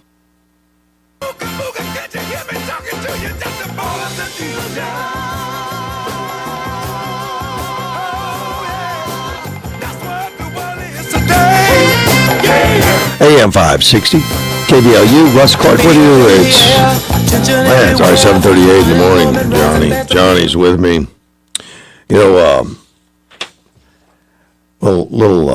Little note here about SpaceX. Just 4 astronauts returned to Earth, and it's kind of routine, but still kind of amazing that it's a private business. SpaceX, they're just Uber. for the guy. And it was the Russians doing it for a long time, after the space shuttles were decommissioned and put in museums. It was a long time before we had something else. It was SpaceX, which was kind of a dark horse. I don't think anyone really expected them to beat out all the other crews that were working. Which had started before them to build rockets, to build these shuttles and all the stuff to go to the moon and go to the space shuttle and all that. Elon Musk is really doing it routinely now. And the other guys really haven't gotten into space. Really, they're not really doing anything. In fact, I think part of it's been scrubbed even. So I was kind of amazed that they can just bring them down, put them back up, and do all that. It's pretty high tech stuff, Johnny. Mm-hmm. It's pretty complex. You have to to know math. Yeah, to get that stuff done. So 4 left. 4 will be taken off. At latest Wednesday now, they're held up because one of the astronauts had an illness and some weather and stuff, and they said, "Look, we're gonna put it off to Wednesday night, and you're gonna take off. We'll throw you up there." But they're gonna go up for 6 months at a time. Would you do that? What's that? If you had an opportunity to go into space for 6 months, do you think you would do that? No, absolutely not. Absolutely not. No, because you'd miss what, gravity? Or the kids? Why? That doesn't appeal to me at all. Okay. Not even. You want to go up there and float around and... I'd like to float for like 5 minutes. Okay, but you don't want to do it and that's it. Like, cool, I floated. Wake up with... it's over. Trying to figure out, now, how does things work without gravity? Where's the toilet again? Yeah, peeing all over the place. I don't know. Where's you just pee all over the place? No. There's systems. There's systems, man. Yeah. They'll take care of you. Well, maybe I'd go up there just to pee all over the place and say, oops, I didn't use the system right. Remind me to use a different plane. All right. We're going to take a call. You're on the air. Yeah, I got to go with Johnny on that space thing. I thought John Grimm was nuts in 1962, and I was like in the 20s. Yeah, he survived it, though. Well, yeah, but why? Why? It's just a waste of... It's corporate welfare is all it is, in my view. No. It keeps the industrial military complex alive and well, manufacturing crap that we don't use daily. Well, it did innovate a lot of stuff that we used. There you go, Russ. You're trying to defend them. No, dog. Well, I'm right, because we're talking trillions of dollars that Eisenhower has wasted in that direction. And he was the president that created it, and he's the guy that warned Kennedy and everybody about him. About space. I don't get that one either. No. But I called you about Alex Baldwin, so we're talking about people already that don't have that position to solve anything. The audit in Arizona is done. Forget that. It's not going to come back at you. They're not going to look at any machines, because that's where it's buried at. It's in those machines. They already got it gone. They already reprogrammed them, and we're setting up for a great fix in 2022. But Alex Baldwin, okay, have you heard his latest speech that he gave? Alex Baldwin is a person you would never want your son to grow up to be or to emulate. Oh, no. For many reasons, yes. Yeah. Well, he is lying right now to divert. What he's lying about is the reason it happened, they didn't have a policeman in to inspect everything. He blamed it on the absence of a cop. He said that? He said we didn't have anybody employed? He did, though. He has to propose to all the other film industries to hire a policeman to be in charge of any guns or ammunition on the movie sets. My point is, he's diverting it off of his own damn negligence. He should be tried and convicted for at least manslaughter in the first degree and made to pay restitution to that woman's family for the rest of their lives. Yeah. Out of his own bank account.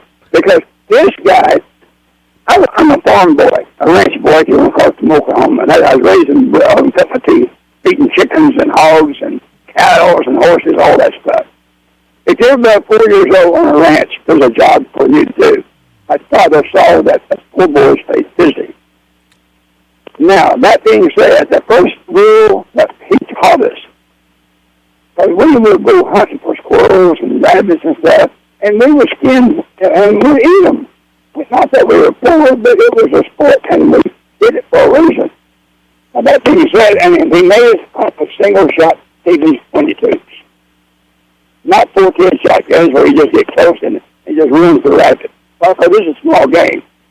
He wanted a clean kill. And so by doing that, he raised 4 perfect sons. I'm looking back to look at my 3 brothers now. I'm the renegade. Okay. Yeah, but anyway, but look at that. Now, first thing he taught us about weapons, and he didn't have to teach it. You always open the chamber and make sure there's no bullets in it before you put it away. And also you look at it and make sure there's none in it before you pick it out on the line. Yep. That's a standard procedure. My point is, he's an idiot. Yes. He needs to be held accountable no matter how much he tried to wiggle and squirm. But remember, he trashed Cheney for shooting their hunting buddy. Right, and he was the producer of that film. You know, he's responsible because of management. He managed the thing. He hired the girl that was in charge of the safety. So, like Truman lied and said the buck stops here. But that's supposed to be the buck stops of whoever runs the company. Like CEOs, they get paid the bucks because they have to answer for everything that happens in that company. That's right. And so should Baldwin, and it's Baldwin's anti-gun attitude and all that stuff. They don't know anything about the firearm, so he's. But if you don't know anything about cars, you don't have to know a lot about cars just across the street. Nope. Right? Nope. Okay. But you better know how to drive one if you're going to get behind the wheel. He didn't know how to drive that firearm. Well, you're missing my point. Okay. You don't have to drive a car or the dangers of a car by being a pedestrian. You can see the sucker coming. Yeah. And you'll know right away not to cross the street. When you get a gun in your hand, you should already know that why are you handling it if you're stupid? So I'm just saying he needs to be held accountable. And that DA in New Mexico better do his job. Well, they're investigating. The sheriffs, they're investigating it as a crime. So we'll see. He ain't going nowhere because it's a liberal-controlled state. Now, you know that. Yes, New Mexico is. Trump lost it. I'm paying to bid. Anyway, it's a liberal-controlled state. They got liberal attorneys. They got a liberal DA. That's why I wrote my letter. It's not going anywhere. I didn't even get an answer back. I didn't expect that. It's been long enough. Thank you for your interest, but something with a New Mexico letterhead on it, but I didn't even get that. Well, that's because they realized you couldn't vote for her, or him, whoever the DA is, and I don't know what it is. I don't see. You know, for reasons why that people do stuff. I don't do that. I remember my military police training. We apprehended people was the word we used. We apprehended people for the incident they created, not for their freaking accident. There was no such thing as an accident report in the military. It was an incident report, period. And the reason for the incident, now it goes back to the provost marshal, and they have to investigate, see who was negligent or who was at fault before they could close the case. That's the way it works in my world. Makes sense. I appreciate the call, buddy. Okay. Bye. Thank you, ma'am. That's OG. He doesn't like Alec Baldwin. At least I can agree with him. Yeah. On that. And I think because a couple things, and Edward let me know on the Screen Actors Guild, you get in trouble. You cannot point a firearm at anybody, even in a movie set, on a dummy gun that's not loaded. You don't point them at anybody. And that's just great. I didn't know that until this incident, but that's just a great policy, just to make sure that something like this doesn't happen. Where he killed somebody with one shot, so he definitely pointing at somebody. Mm-hmm. What a shame. Yeah, that's a horrible situation. Yeah, and I do disagree with him on the space thing. I understand the money. In fact, the money for some of these countries, I think, like Russia, I forget the percentage of the gross national product they were spending on the space race was stupid. I can't remember the exact dollars, but it was big money. A big percentage of their entire, economy. People standing in line for Borscht, and they're spending a big chunk of their economy all on the space race. Space, yeah. But I think it was innovative, and I think it did do a lot. And now we have Elon Musk today, who is doing leap years ahead of what the old space race was. Is he? Because he hasn't been to the moon. No. Yeah, to me, like that, go to the moon and then we'll talk. That's why when you're there and you're on the moon, and then talk to me. Okay. To me, it's like Well, I'm looking at the amount of rockets he's actually built, the amount of engines for that he's sure. built. He's an innovator, and the way he's landing them on solid ground, landing them on ships, landing them, and splashing them down, changing regularly. The materials and the stuff he's using. I mean, a lot of stuff he's doing is just brilliant. Oh, absolutely. He's a brilliant guy. And he's doing it in record time. I mean, he's done more. Yeah, because he go. Yeah. They've got assembly lines building rockets. But I'm saying go to the moon and then, that'd be newsworthy again. Right now, it's just... I think he'll be up there very shortly. We'll see. I hope so. I hope you're on one of them, too. We'll be right back. AM 560 KVLU. Be sure to listen Sunday afternoon from noon to 2 for the radio show that talks about all things real estate with award-winning broadcaster Stephen Gasquet. It's everything you need to know about your home, from buying and selling. Brought to you by PhD. When your home needs a professional home doctor, call PhD 344-911-1. Listen right here on 560 AM KBOU from 8 to 9 a.m. every Monday morning to Life, Death, and the Law, where Sean Garner and Adam Hansen discuss estate planning options. Spend Monday mornings 8 to 9 a.m. with Sean and Adam from Deason, Garner, and Hansen, and learn how you can plan your estate using a will or a trust to protect your family and secure your legacy. That's Life, Death, and the Law every Monday morning from 8 to 9, right here on 560 AM KBOU. Arizona Marketplace is open November 4th. Largest and best outdoor market in Yuma County. Looking for unique items? Arizona Marketplace is your place. It is safe, clean, even the bathrooms, shaded, has entertainment, food vendors. Shopping for the perfect gift? Bring the family. Octane Car Show Rally on November 13th. RV storage, Arizona Marketplace. You just have to experience it. 3351 South Avenue 4E. The Border Report brought to you by RV World, located on Gila Ridge Road. Exit Interstate 8 on Araby Road, then head west on Gila Ridge about a quarter mile. RV World, Yuma's premier recreational vehicle dealer since 1991, offering a large selection of new and used RVs. Here's the latest update for the passenger vehicles in the standard lanes. Wait times at our selected ports of entry. Algodones, 20 minutes, 2 lanes open. Updates pending at Calexico East. An hour at Calexico West with 7 lanes open. San Luis, a 90-minute wait now, 2 lanes open. Get updated border reports anytime at YumaDailyNews.com.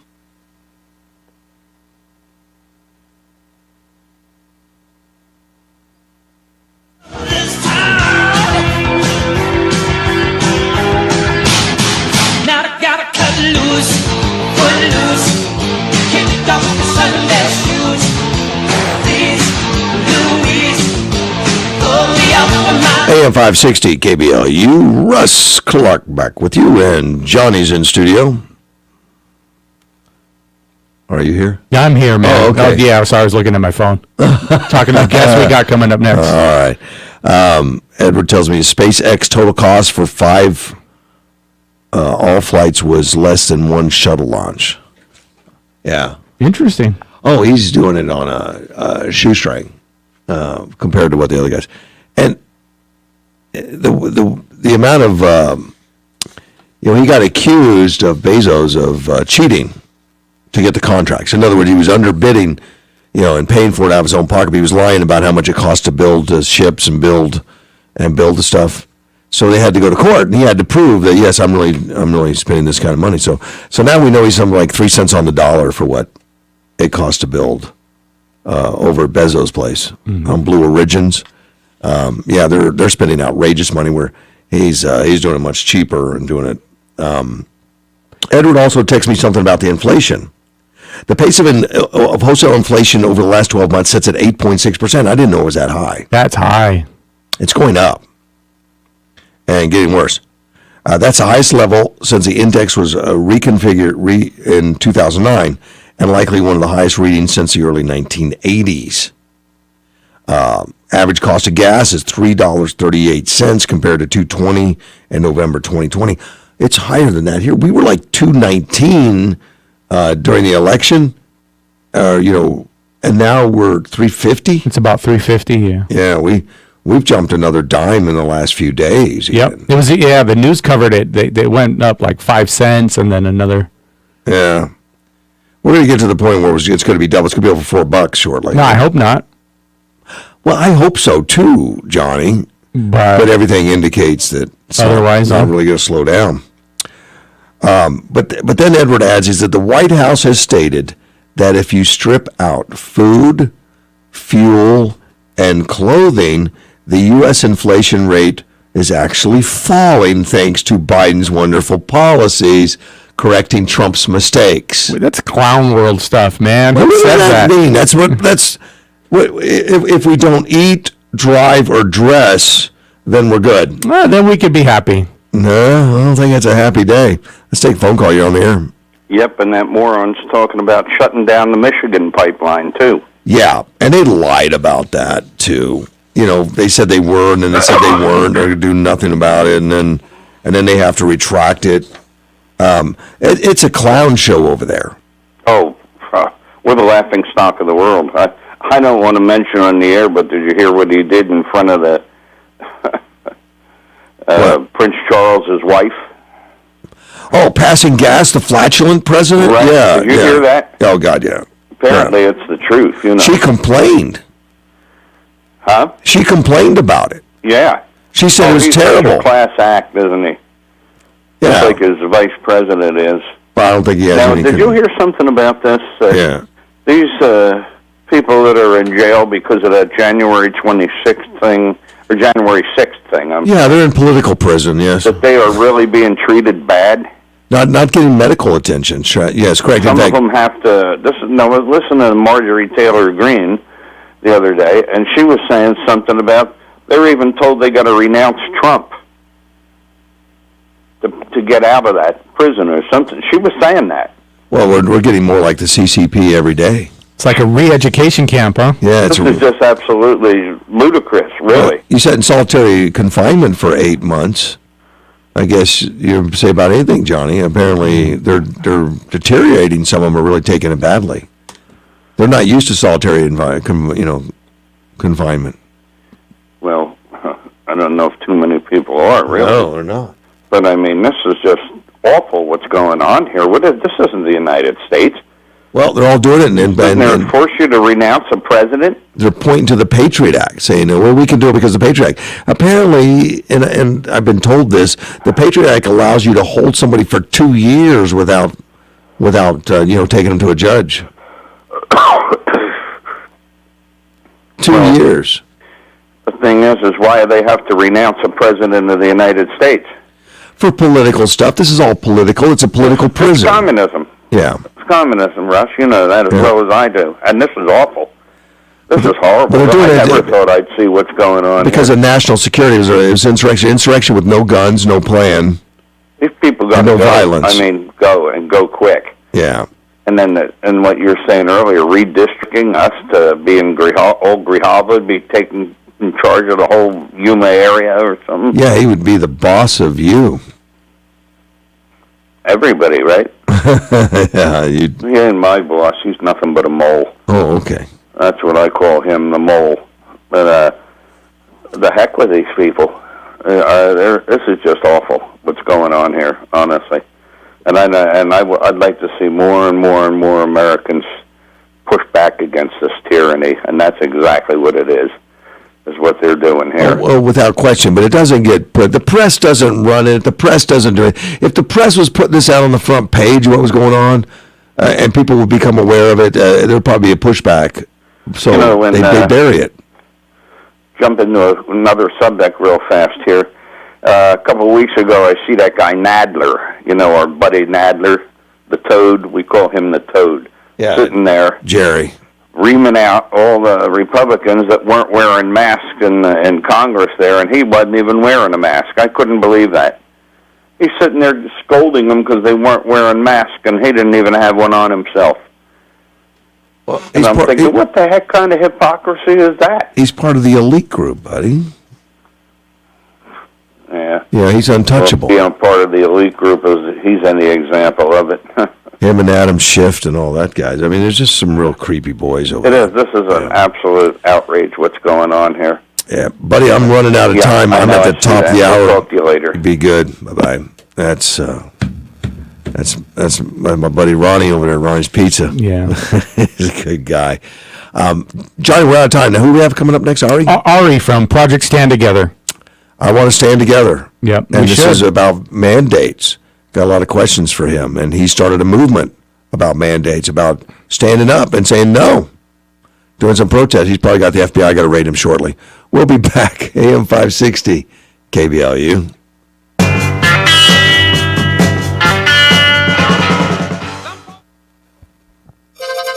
From the 1 Hour Air Conditioning and Heating Studio, this is News Talk 560 KBLU, Yuma.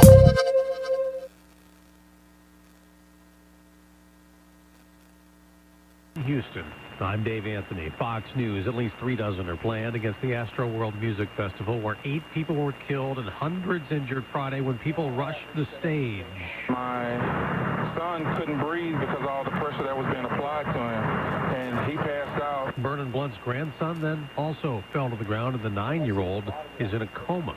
Police officers who were involved in a deadly altercation with a teenager last month in Tarpon Springs, Florida, will not be charged. A state attorney rules it was justifiable homicide when the officer shot and killed the 16-year-old who was pointing an airsoft rifle that appeared to be real at passing cars and refused orders to drop the weapon.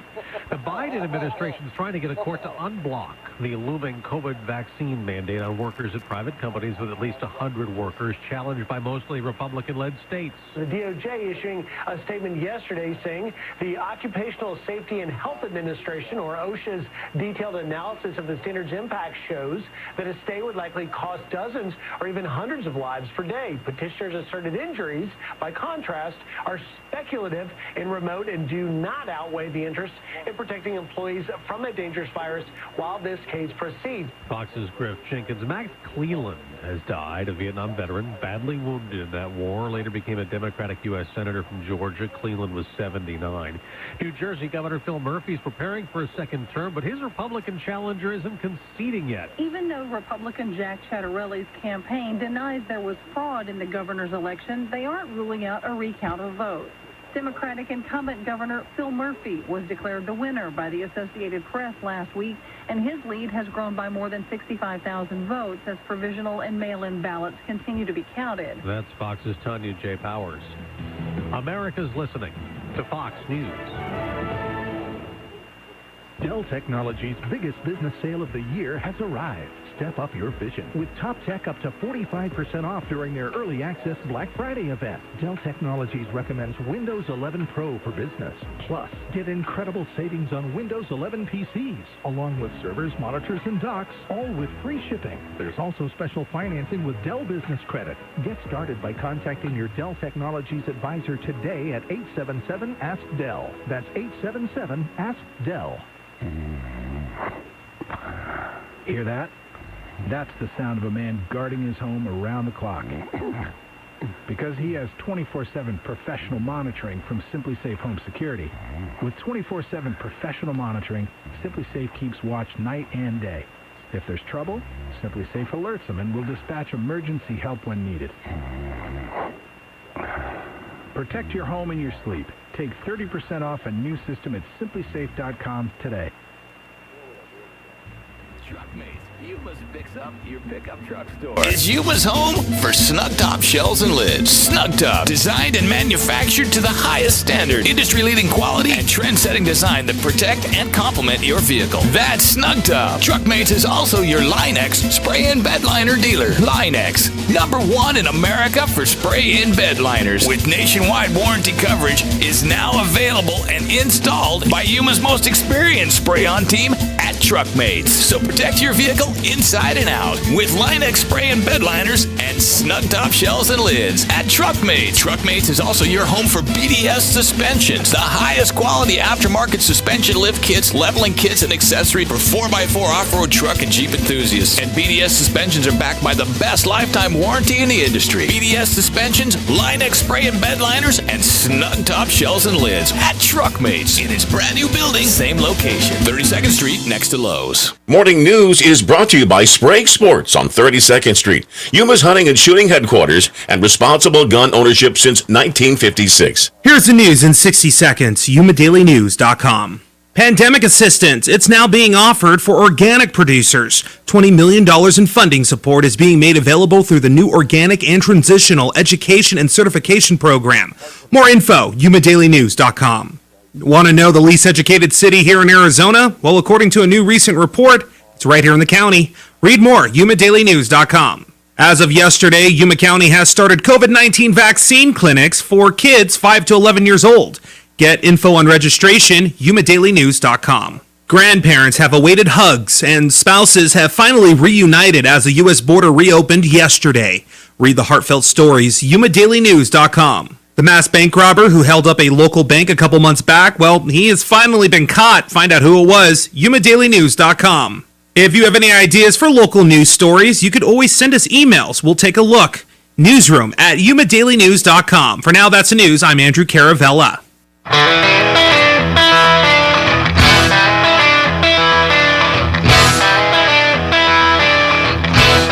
AM 560, KBLU, Russ Clark with you. Johnny's in studio. Yes, sir, I'm here. Yeah, it's good to have you. And you brought a guest in, Ari Harzenage.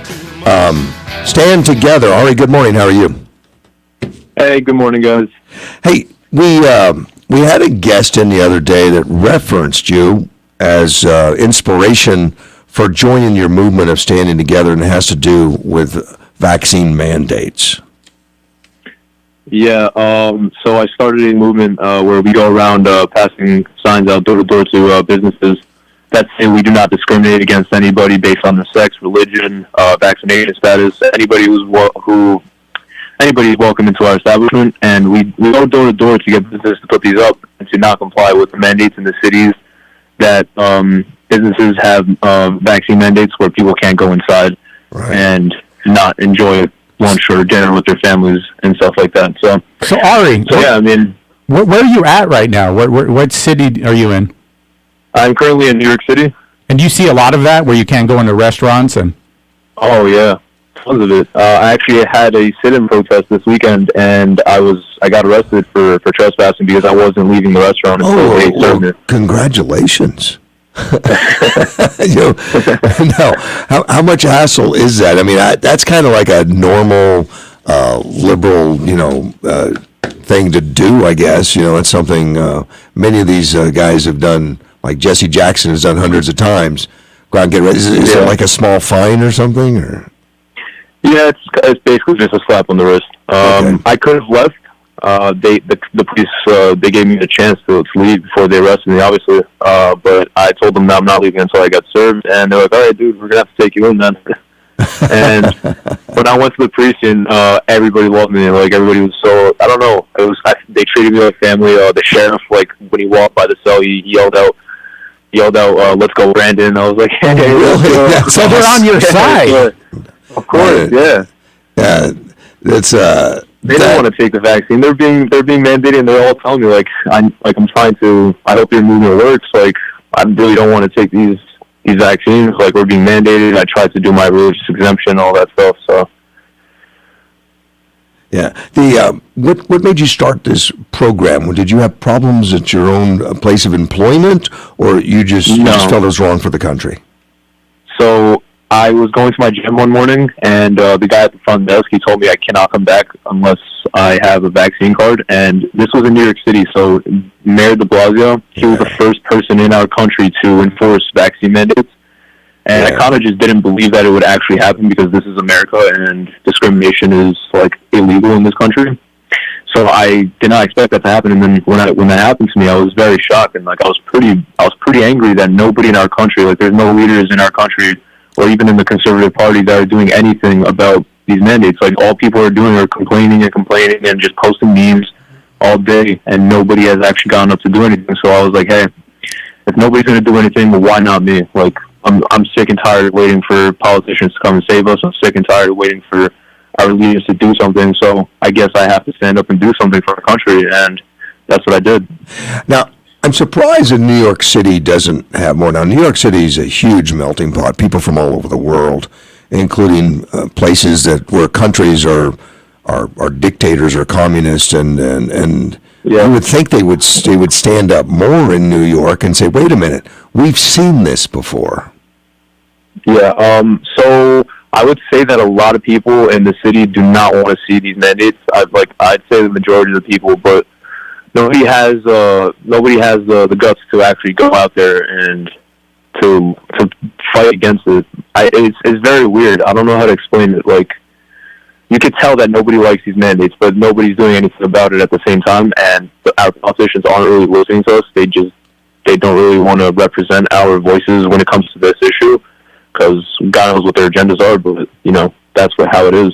So I wouldn't even say that people aren't against this, because a lot of people in New York, like you said, come from horrible countries, and they know what it's like. And actually, when I tell my people to go out and to pass out the signs, I make sure, I tell them, hey, don't go to the liberal white parts in the city. Go to the immigrant areas, and I guarantee you'll get up so many more signs. And they do. They tell me wow, it was such a great experience. I tell them to go to Harlem. They go to Harlem, and everybody loves it. There's signs all over Harlem right now.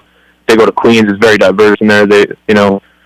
Mostly in Manhattan, people don't get the signs up. So yeah, it's mostly the immigrants. They love what we're doing.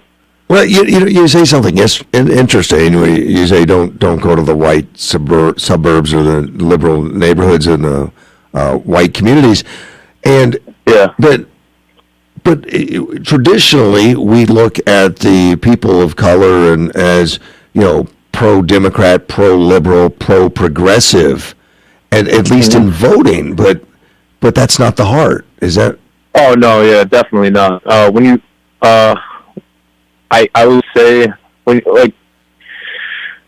yeah, I mean, it's I can't really explain it, because when you think about immigrants, their whole their values are very conservative. They're very family oriented. They don't like big governments. They don't like high taxes. Who does? They like to protect themselves and their families with firearms or whatever it is. And if you go to a liberal city, you do not have any of that. Right. It's all stripped away from you, and you hear it in the black culture, in the music. You could hear everything. I'm dude, these people sound very conservative. How are they voting for people like Nancy Pelosi and Joe Biden? How does that even make sense? And it's because they're being brainwashed.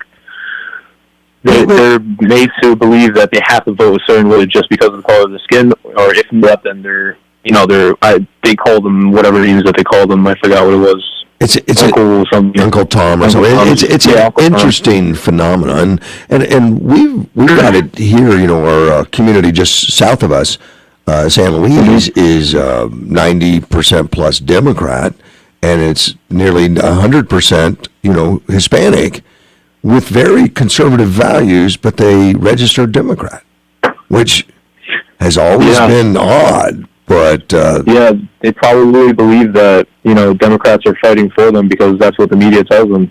And I think for the Hispanics mostly, they want to have they want to have less strict immigration laws. And I guess I understand where they're coming from, because they're all trying to come into our country. But it's if we need to have a country, we have to have strong borders, and that's how it is for every single country in the world. It's not just for the United States, and it should be especially for the United States, because everybody in the world wants to come here. So yeah, we kind of have to protect our borders. And I think they're starting to understand that. Even in New York City, I know a lot of Hispanic people who are conservatives now, because they don't like what's going on with our country, and they're okay, listen, I'll let the border issue go, but just fix this country, because I'm here now and I could care less. So you're saying people are starting to wake up because of the pressure that's being applied to them right now? Absolutely. Yeah, I see it all over the place. Even in my own family, half of my family is Democrats, and they're starting to wake up. I have family in New Jersey who've been Democrat all their life, and they just voted for Jack Ciattarelli, the Republican candidate. So yeah. So your movement going nationwide, how did you get that accomplished, or did it just happen because it had a mind of its own? I think it had a mind of its own, and also because I'm pretty good at marketing. I'm an entrepreneur, so I've done marketing in the past, and I was kind of aware of what I was supposed to do, so to do what I had to do to make it grow. So I posted the video on TikTok, and it went viral. This was like my fourth video to go viral, but this one specifically went even more viral than the other ones. And it was all over Twitter and Instagram. So, huge conservative pages were posting it. And then, from there, I was like, okay, I got to turn this, instead of like just being in New York City, passing these cities out, I have to get into the top 10 cities that are affected by the mandates. And that's what we're doing right now. So, and now the judge just, put a stay on the mandate for the employers of 100 or more. How does that affect you? Is that something you look at as it's good for your cause, or is it going to water it down because the judge weighed in? Wait. So what happened? The judge, he put a hold on delaying. Yeah, he's delaying. Yeah, we're delaying the. Yeah. I mean, that is very good. That's the whole point of our movement, is we want to end that and we want to stop it and slow it down as much as possible. So that makes us very happy. Like when we heard that news, we were ecstatic. Like. Of course, it's very temporary, and possibly because it's holding it off until it goes through the courts. But the Biden administration, of course, is appealing it, of course. But they came out publicly and said, ignore the judge, do it anyway. I'm sure there's a lot of companies in this country who wouldn't even care what the judge says, because they were kind of given like the green light to go ahead and impose these mandates. So I don't know, it's weird. Because I don't know why these businesses would even want that, like knowing that their business are being harmed from the mandates. So most of them are just scared. They don't want to get fined, and they don't want to be, looked at in a bad way from like the media and like the people in their community and stuff like that. Because you know how the liberals are; they're very loud, and they'll make it known that they don't like what you're doing. And the problem with us is that we're silent and we're just more polite and respectful to humanity and people in general and their choices. So we don't get our voices heard, and we kind of have to. Some of it has to do with the threat of prosecution, too, and the lawyers are all in on this, saying that, if you don't do, the strictest policy and somebody gets sick, they're going to sue you because it's your fault. And I guess that thing gets legs, and the lawyers start overcompensating and making you sign paperwork that hold harmless agreements and stuff. It gets ridiculous, but at least it's good retirement for the lawyers. They stay busy. Yeah, I guess so, but it's so bad for all these businesses. And I do too. But I thank you for getting involved. We need more people involved. Are you finding people involved with you that have never done it before? Yes. There's a lot of people coming out who are like, "Hey, I've never really protested for anything in my life, but I see that we're losing our country, and I have to do something since nobody else is really doing anything." And I agree with your message, and I agree with your movement. So, I'm glad to be here. Then they go out and they pass out some signs, they send us some pictures, and it's great. They have a really good time. It's very easy. Like most of the businesses actually agree with us, so it's not hard at all to go in there. Like you'll run into like 2 out of 10 businesses who are gonna get mad at you and be like, "Get out of my store," like this and that. But the majority, everybody's on the same page. We're a smaller community because we have a lot of military and government workers here that are in threat of losing their job. And there's been from what you've created, there has been a big following, and they've had 2 protests out there, Johnny? 3 demonstrations. 3 demonstrations out on the streets, and of course the door knocking, and then we got a hippie named Jazz going around asking people. So Jazz was out there with one of his signs, holding the "We do not discriminate" signs at the stand-in. He's a great guy, but definitely a hippie. But you're doing more. You're doing something tomorrow. You want to let everybody know about what's going on tomorrow with Project Stand Together? So tomorrow we have our national walkout going on. Currently we have like 50,000 people across the country who are going to be walking out together.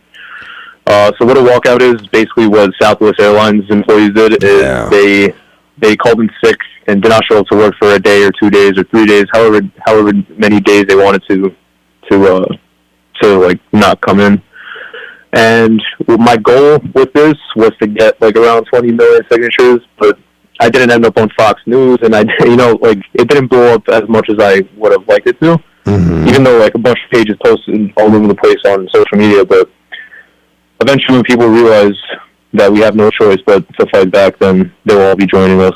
But tomorrow we have our national walkout. There will be 50,000 people walking out, and if anybody who does not agree with these mandates wants to join, you are more than welcome to participate. Call in sick to work.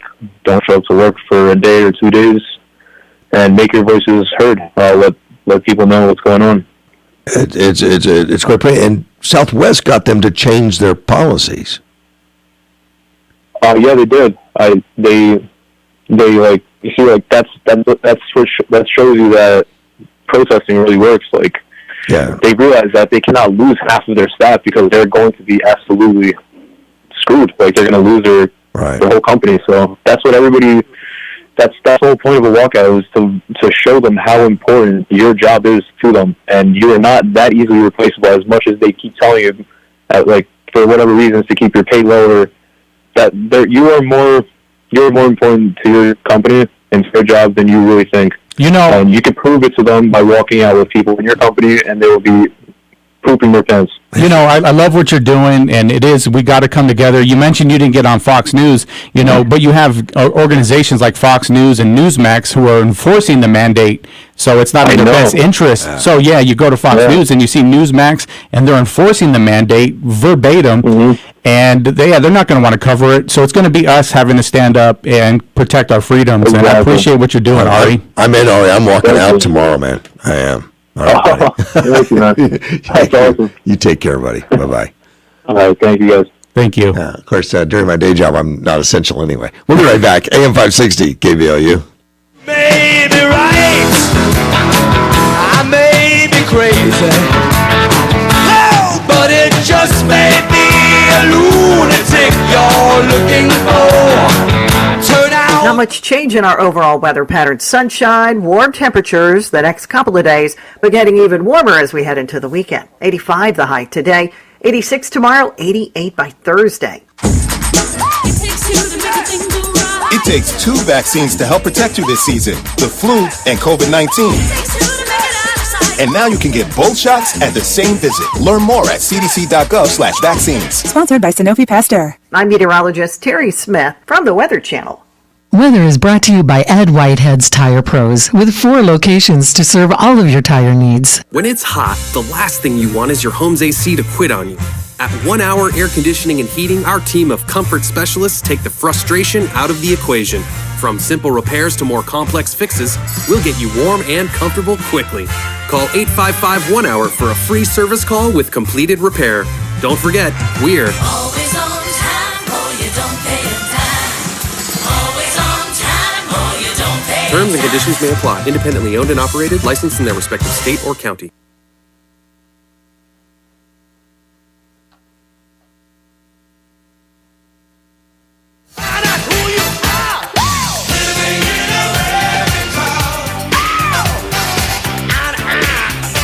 AM 560, KBLU. Russ Clark with you, Johnny Porter's in studio. Thanks for setting that up. Yeah. All right. How'd you get a hold of him? Through Instagram. Okay. Yeah, that's how I get a hold of a lot of people, actually. Very, very, just matter of fact, good, doing the right things, not a radical by any means. No. I was watching like his approach. On Instagram. I was watching his stand-in yesterday at the restaurant the other day.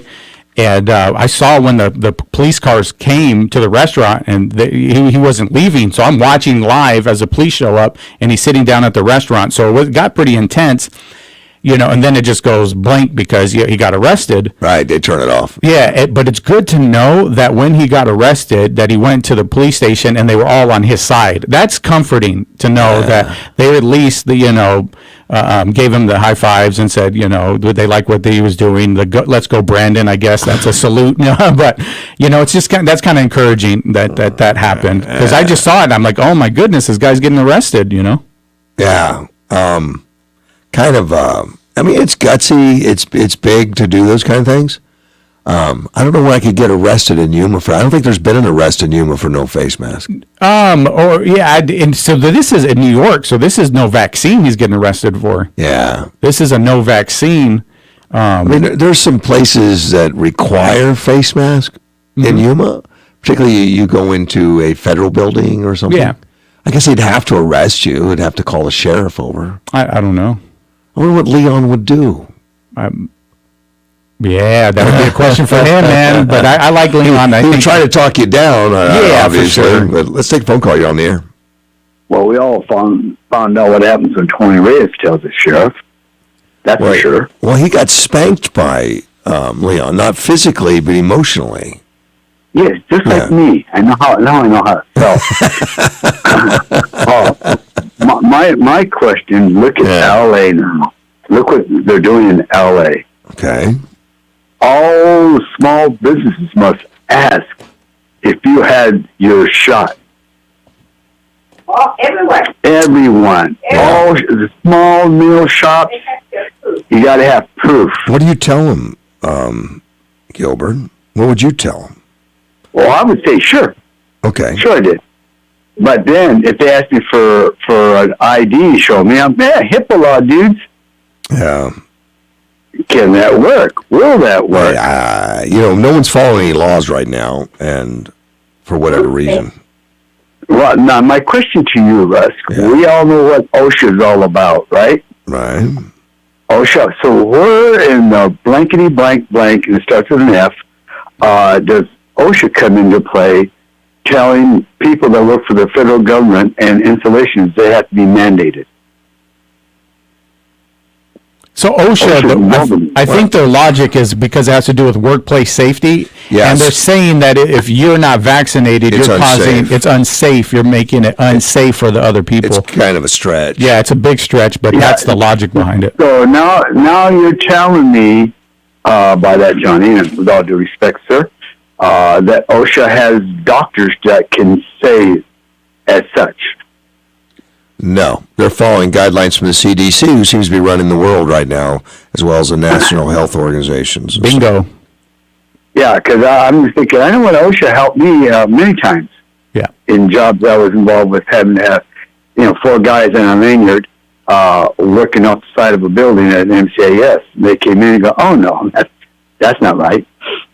So I don't know what they stand for, but for them to get involved is just crazy. Yeah, and it's not, again, from what I've researched, it's not them getting involved. It's they're told to get involved, and now they're training their safety compliance officers to go out and ask people for their identification that they're vaccinated.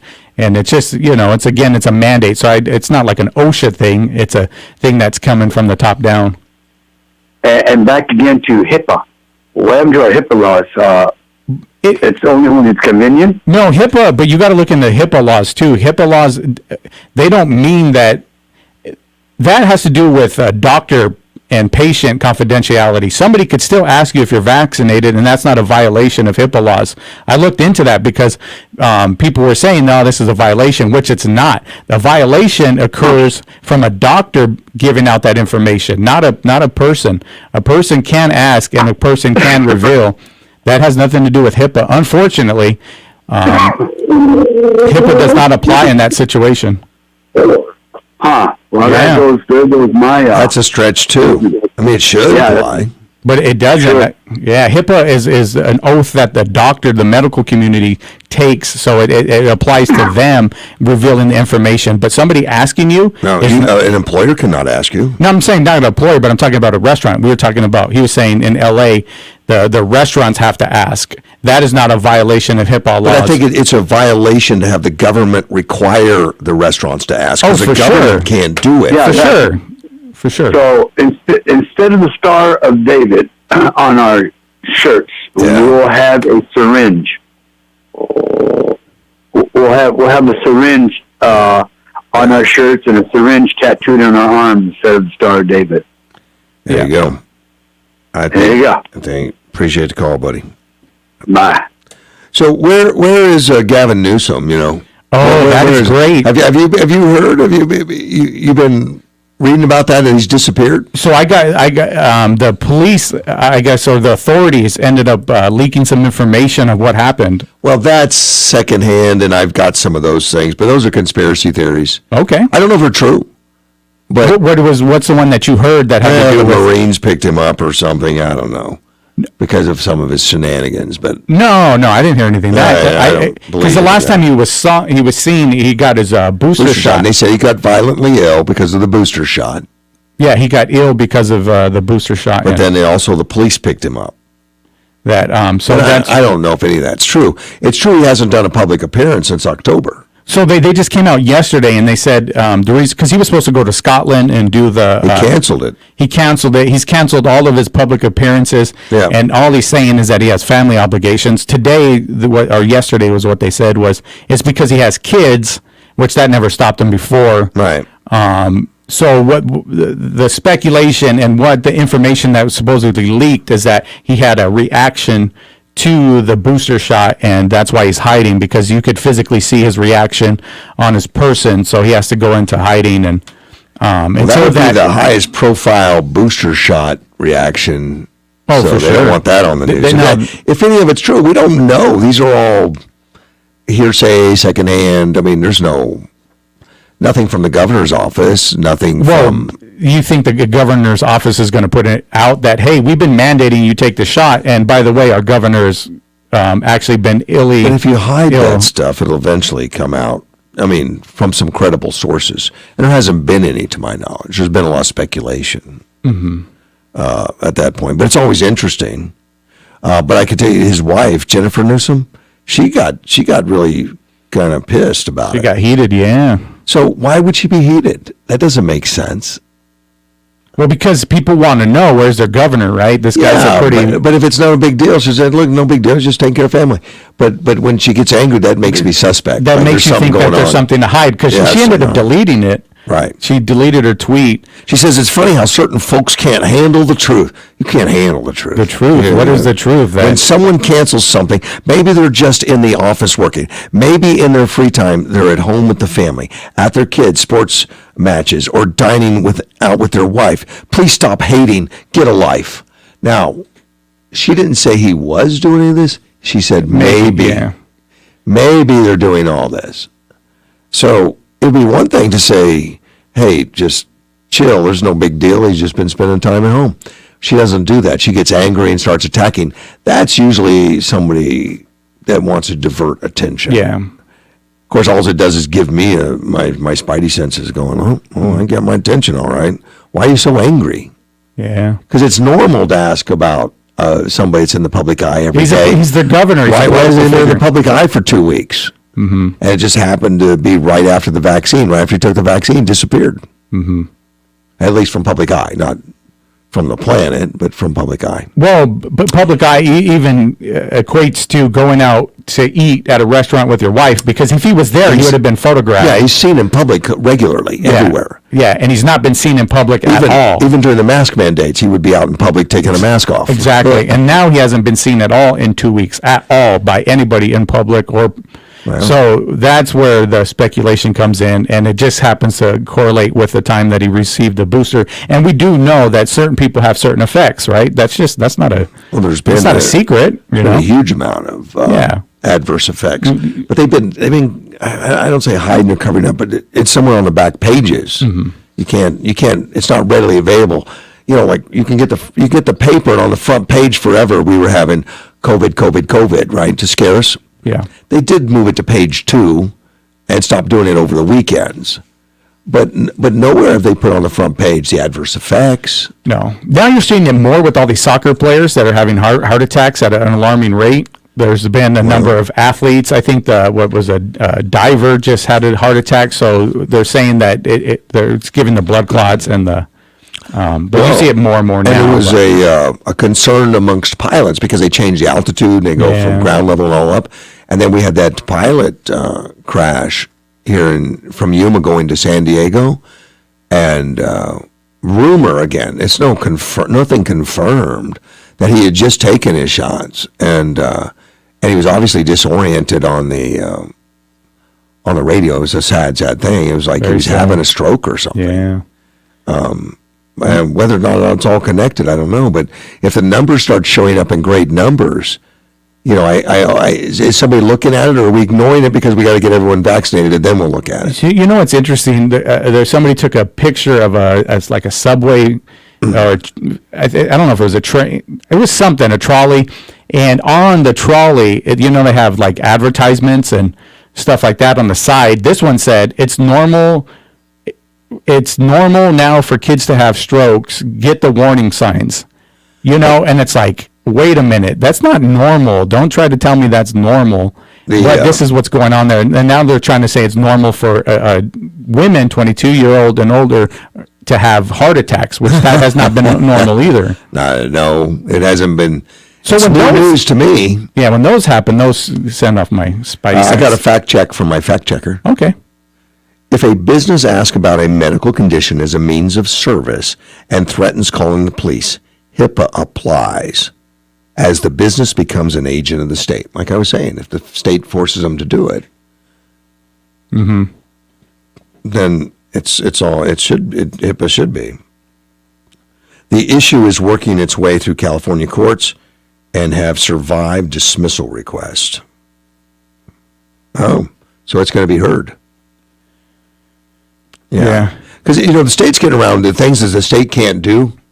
They get around it by telling businesses, you have to do it for me because I'm not allowed, and I'm going to fine you if you don't. Yep. Well, then that's still the state doing it. It's still the state, but they got some cover. Yeah, we just hired somebody to do it for us, so it's not us. Well, yeah, it is. It still is. So hopefully those things. But yeah, Gavin Newsom. That's interesting that he hasn't been seen, and the speculation's out there, and you could put two and two together. Like, I need to ask my fact checker. Where's Gavin Newsom? Yeah, where is he? Where in California is Gavin? Newsom? And here's the thing: if it is ill effect from the jab, they haven't published it. They haven't published it, and if they don't, that's some terrible karma. If it is that, and he doesn't go public with it and help save people from having the same hardship, that is some bad karma. I wouldn't wish that on anybody, man. Right. Ron DeSantis, another governor, but from the other side of the country, and also from the other side of politics. Ron DeSantis is way other side. Yeah, he's radical. Keep government out of my life. And even though he's representing the government, he's representing his people, not the government. Yeah, I think Newsom's representing the government, but he has responded to the Biden administration flooding Florida with illegal immigrants. Now, there's over 70 flights have landed just in Jacksonville Airport from the southern border. They're tracking them. Even though they land in the middle of the night, unannounced and all that stuff, I guess people on the ground are watching. And they've got over 70 flights. It says one of the persons sent on a Biden flight was the Honduran national who killed his father in Florida. Came in on one of those flights. Jeez. And he said he was a teenager. He was 20-something, Yeah, how can they tell? They don't it doesn't have a birth certificate or anything, and you can't cut his leg and count the rings. It's not like a tree. But if he said, DeSantis says, if Biden had not been doing this, he'd be doing his job. That individual would be alive today. So he's fighting the thing, and I'm wondering, how do you fight that? Because that's that's the federal government flying him in there. You can't deny. It's the federal government landing, the federal government doing all that. He says the feds, of course, control the airspace, and they're on the ground. They take these folks, and then they send them all to all parts of Florida by bus or by other parts of the Southwest. So he knows they're busting them all over, and the federal government's doing it with no contact to the local government, the governor, or anything. He said that we plan on fighting the flights despite the fact the federal government is a jurisdiction over airspace. We're looking at what we can do. I think that they use these private contractors. So what we're looking at is how can we fight back against the contractors? We can obviously deny them state contracts, which we will do. We can deny them access to Florida market generally. We can tax them. Can we do things to provide disincentives so they can so they can't do it? So we're going to do whatever we can to do it. But we are going to go after some of these contractors because they are bringing in people that are causing burdens on us and all. And we've said tragically cause someone to lose their life. So he's going to, I don't know what he can do. He's going to get creative. Much like Texas got creative on the border. So start arresting for protecting their own border. Yeah. Start arresting for trespass and crimes and whatever you're doing out there, littering, I don't care. Pick them up. Yeah, it's sad that the federal government's using these contractors as pawns, and now he's going to have to go after the contractors because now they're pawns on the chessboard, and so they're players on the game. So. And Biden's never even visited the border. Kamala's just visited the airport at the border, but she hasn't really visited the border. I mean, she didn't get in a four-wheeled vehicle and get out there and say hello to the new people coming across or anything. She pretty much just did some interviews at the airport. But it's getting noticed. And Biden, the people have looked at the records to see when Biden, even as a senator, visited the border. Apparently never. Mm-hmm.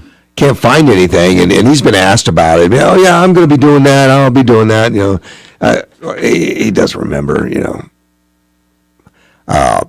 his poll numbers, according to USA Today, the Suffolk University poll taken Wednesday through Friday, approval ratings for them dropped to a new low of 38%. Just 1 year before the 2022 midterm elections, of course. At least 58% of Americans also believe Biden hasn't paid enough attention to the most important problems in the U.S. That's according to CNN polls. This is not conservative think tanks. Mm-hmm. Well, Biden has an answer for it. He says, well, look, the poll I saw just before I walked in on another station was my polling number is down, but it's 48 to 52. But look, the point is, I didn't run because of the polls. I don't think presidents should be deciding what to do look, a lot of people are worried. Think about this. Look, 750,000 people have died because of COVID. The psychological scars that have been put on so many people, schools have not been open because of COVID. We're in a situation where there's a lot of anxiety. Gas prices are up extremely high. That's why I have the Attorney General look at whether or not these gas companies are gouging people. What an idiot. I mean, you cut off the supply, you close everything down, you stop the fracking, and then you say, prices are high, I think they're gouging. He's not an idiot. He knows what he's doing. He knows what he has to say to get people off his tail. He's an idiot to say this crap. Yeah, I know. I mean, but people know he's lying. Yeah, people know he's lying. He's not an idiot. He's just lying. Even though we've created almost 6 million jobs since I came into office, we're in a situation where people they don't feel it right now. They don't feel it. One of the problems with supply chain is that because of COVID, here's a guy at the buck stops here back up because of this, because of this, because of COVID, because of COVID. There you go. That's what he's doing. Because of this. Buck stops here, but because of Trump. Yeah. Always. That's always. Yeah. We've had a real shortage of materials. I mean, everything from food stuff to semiconductors. Well, semiconductors has a lot to do, not supply chain, it has to do with manufacturing and demand. Mm-hmm. But anyway, I don't think he's up to date. And a lot of supply chain is brought into the country through our ports. Well, yeah, and the ports have been shut down because of bad policy. But to 8 hours. I mean, why in the hell is the ports over in California working 8 hours when you got like 160 boats setting off? Well, there's a reason behind it. It has nothing to do with COVID. Has to do with policies. Has to do with policies, yeah. And my understanding is there's no customs officials. So without customs officials, they can't unload. And there's no priority to somebody say, hey, 911, let's get these boats unloaded. Send the customs officials. They're not doing it. Nope. Johnny, you and I could go be customs officials. Yeah. Biden said the $1 trillion infrastructure bill passed by Congress will help people by upgrading ports. We don't need to upgrade the ports. We just need to operate them. That's it. Just turn the lights on. And strengthening supply chain. He noted that Americans can hope to see widespread infrastructure projects begin in the matter of weeks. Yeah. Well, in a matter of weeks, there could be a turnaround in some of the issues creating the problems in a matter of a day. It's a few phone calls could do it. It doesn't even take $1 trillion. It just says, okay, boys, get to work. That's it. It's artificial. The supply chain's artificial. Yeah. It's just adding to the misery, and the misery stops when we pass what he wants us to pass. Exactly. Now, it's the same thing with the jobs that he said he created. A lot of those jobs were jobs that were already there that were put halt and destroyed during this bad policy even under Trump, bad policy. And now he gets to take credit for him coming back online. So, yeah. Bad policy usually is the key, and they're artificially put in place in order to get an agenda across. All right, I got I got a phone call. You're on the air. Good morning. Good morning. Yes. Good morning. Hey, How are you? Yeah, good. Hey, hold on one second because I got a message from my fact checker. Because I asked specifically, Can you tell me where Gavin Newsom is? He has an answer. It's a scary one. Gavin is hanging with Elvis, aliens, and John Belushi. Which Pelosi? No, not Pelosi. Pelosi's alive at Area 51. He says he's hanging with Elvis, aliens, and John Belushi at Area 51. So, there you go. We got an answer. All right. Hey, good morning. What's on your mind, Clyde? Good morning. How are you both doing today? We're doing well. I was hoping to meet you, Johnny, on Saturday, but I didn't see you out at the rally. Yeah, no, I had to do a funeral. There was No, that's fine. I mean, it was great. I mean, I went out there and Gilbert and everybody. And this young man Sean had organized it. It's great. It's just it was sad to see that there wasn't, for someone that's really going out for taking care of the jobs at YPG and things like that, for not getting vaccinated. And we know there's a lot of people that, are looking at possibly, losing their job because of this stupid mandate, to not be out there. But, we really need to be united. I mean, if you're going to lose your job and you're going to cave in and take a shot in that, the next time they come for your guns, are you just going to throw them in the back of the dump truck and, say, okay, that's what it is. Our country needs to be more united and standing up to this. We're going to close another pipeline down. I don't know if you guys saw that this morning or not. Minnesota, I think. At a time when fuel is so critical, I mean, we went from a country that was independent now to being dependent on OPEC, and all you got to do is follow the money, and all that money falls right back into our politicians' pockets. They're all on the take, all of them. They are, because they do nothing. They don't care. They're not affected with how much a gallon of gas costs or how much is a gallon of milk or anything. They probably don't even know what it costs, or the fact that, we're going to have, the fuel can only go up so high, and then we're just going to have a fuel shortage, because now, if you cut the pipeline from coming in, what happens next? You have a fuel shortage. So they're just trying to cripple us and cut us at our knees, our own government that we elected to run our country. And it's sad. I mean, I'm a very optimistic person, but I'm also a very realistic person. And realistically, looking at what's going on right now, it's not getting any better. No, it won't for a while, I don't think. There's nobody working to make it better. And I know you talk about the port, with the customs agents right now, but I've got trucks that run in and out of there, and, there's people that, some companies there that had to let their drivers go, because when you drive a truck, as a CDL, as you may or may not know, you can only log so many hours a day. But if you're working with what they call where the crows fly, that 150-mile radius, you can work 14 hours a day because you're on a time clock, because you're only traveling not more than 150 miles from your base as a crow flies, if you will.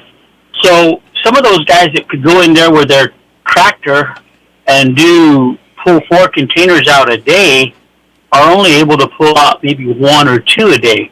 There's like some 900 containers that are sitting on the ground there that, once they're picked off the ship and cleared, they're stacked there, and they're only allowed to be there for up to 9 days, at which time whoever that contractor is for that container begins to pay a humongous fine per day because they're taking up storage space. Well, why aren't they picking them up? Well, because of actually they updated the ports and tried to make them more efficient some years back, about a year and a half ago, I think.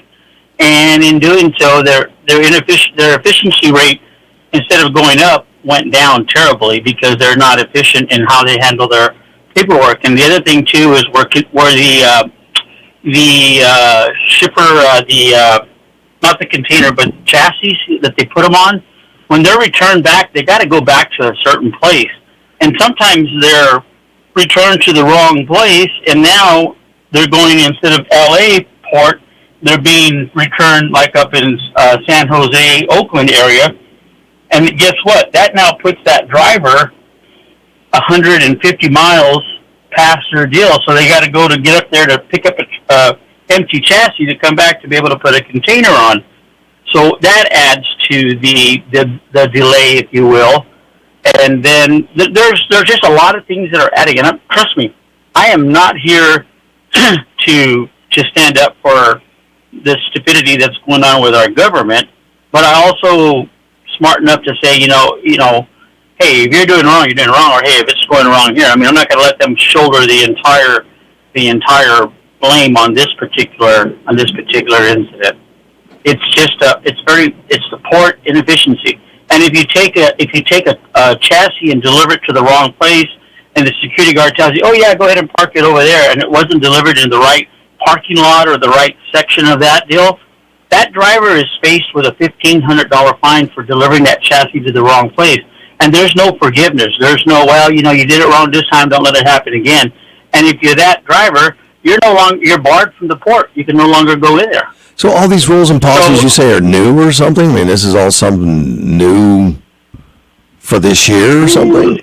No, they're not really new. There's always been the storage charge in the container sitting on the dock, on the dock of the thing. There's always been the charge with the chassis not being delivered, but the rates went up. But the inefficiency of how the port is operating and how they're unloading the ships is where the delay is. And everything just kind of compounds on top of each other. I get a magazine, a trucking magazine that's got, all the updates on what's going on. And you talk to all the trucking companies, they're not sitting there blaming the government or the lack of a customs agents.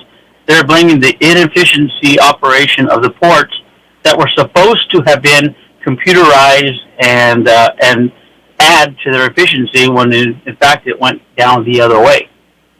So, now, does the government have a little hand in that? Wouldn't surprise me. But, I mean, it is where it is. It's just a lot of little things that have compounded into what we have going on today.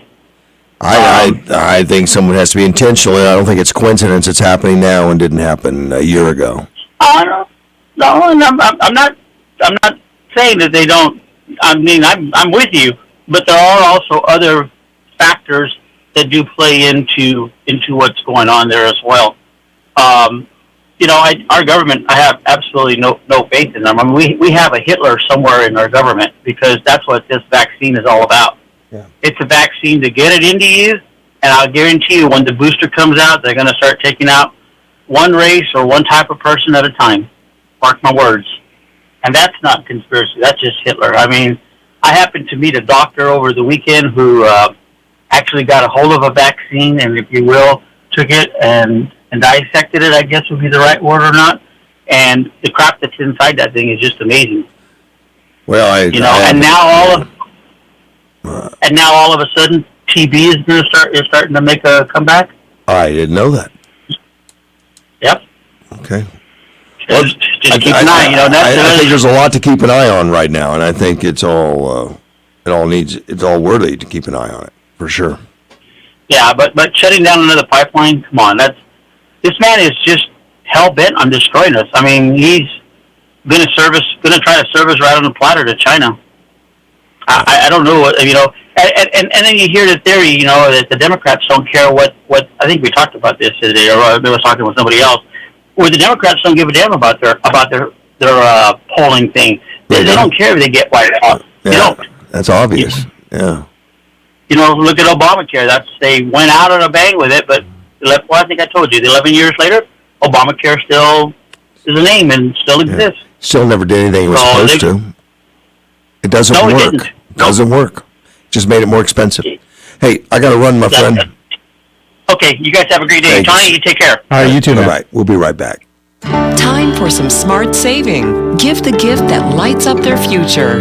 I'm Arizona State Treasurer Kimberly Yee.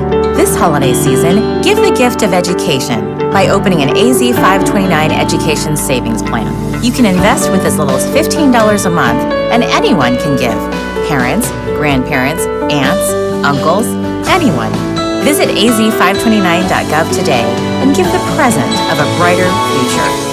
Now that's smart saving.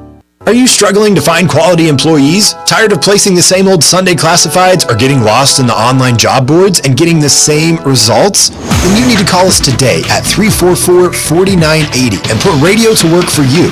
It's fast. Place an ad today and have it on air tomorrow. Whether you're looking for hourly workers or to fill highly specified job descriptions, placing an ad on radio will help you fill these positions quickly. Call 344-4980 today and put radio recruitment to work for you.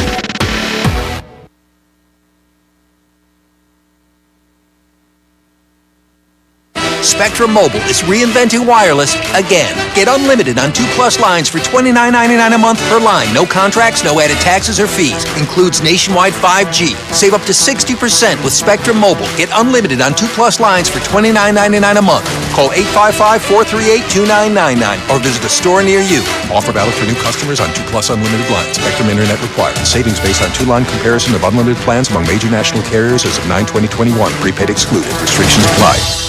The holiday season is here. What's expected this year? Shipping delays. Why take that chance? Do yourself a favor. Look around at what you can source locally. Visit our local advertisers. Many have goods available for you without shipping costs or delays. When you buy locally, the money stays in our local economy, paying for jobs, schools, roads, and emergency services. When you order from Amazon, that money leaves Greater Yuma. Jeff Bezos doesn't need another spaceship. Shop locally. Advertise locally. Learn how at yumaadvertising.com.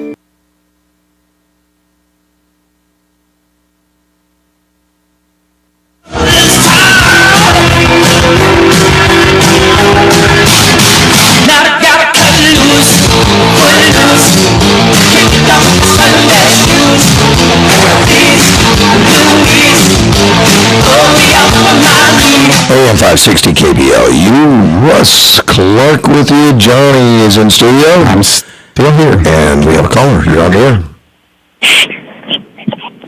Good morning. Hello, Russ and John. Yes. Hey, good morning.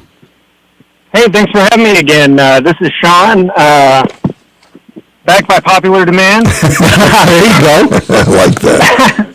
Hey, I just wanted to do a quick plug. We're going to do another rally Saturday, 9 a.m.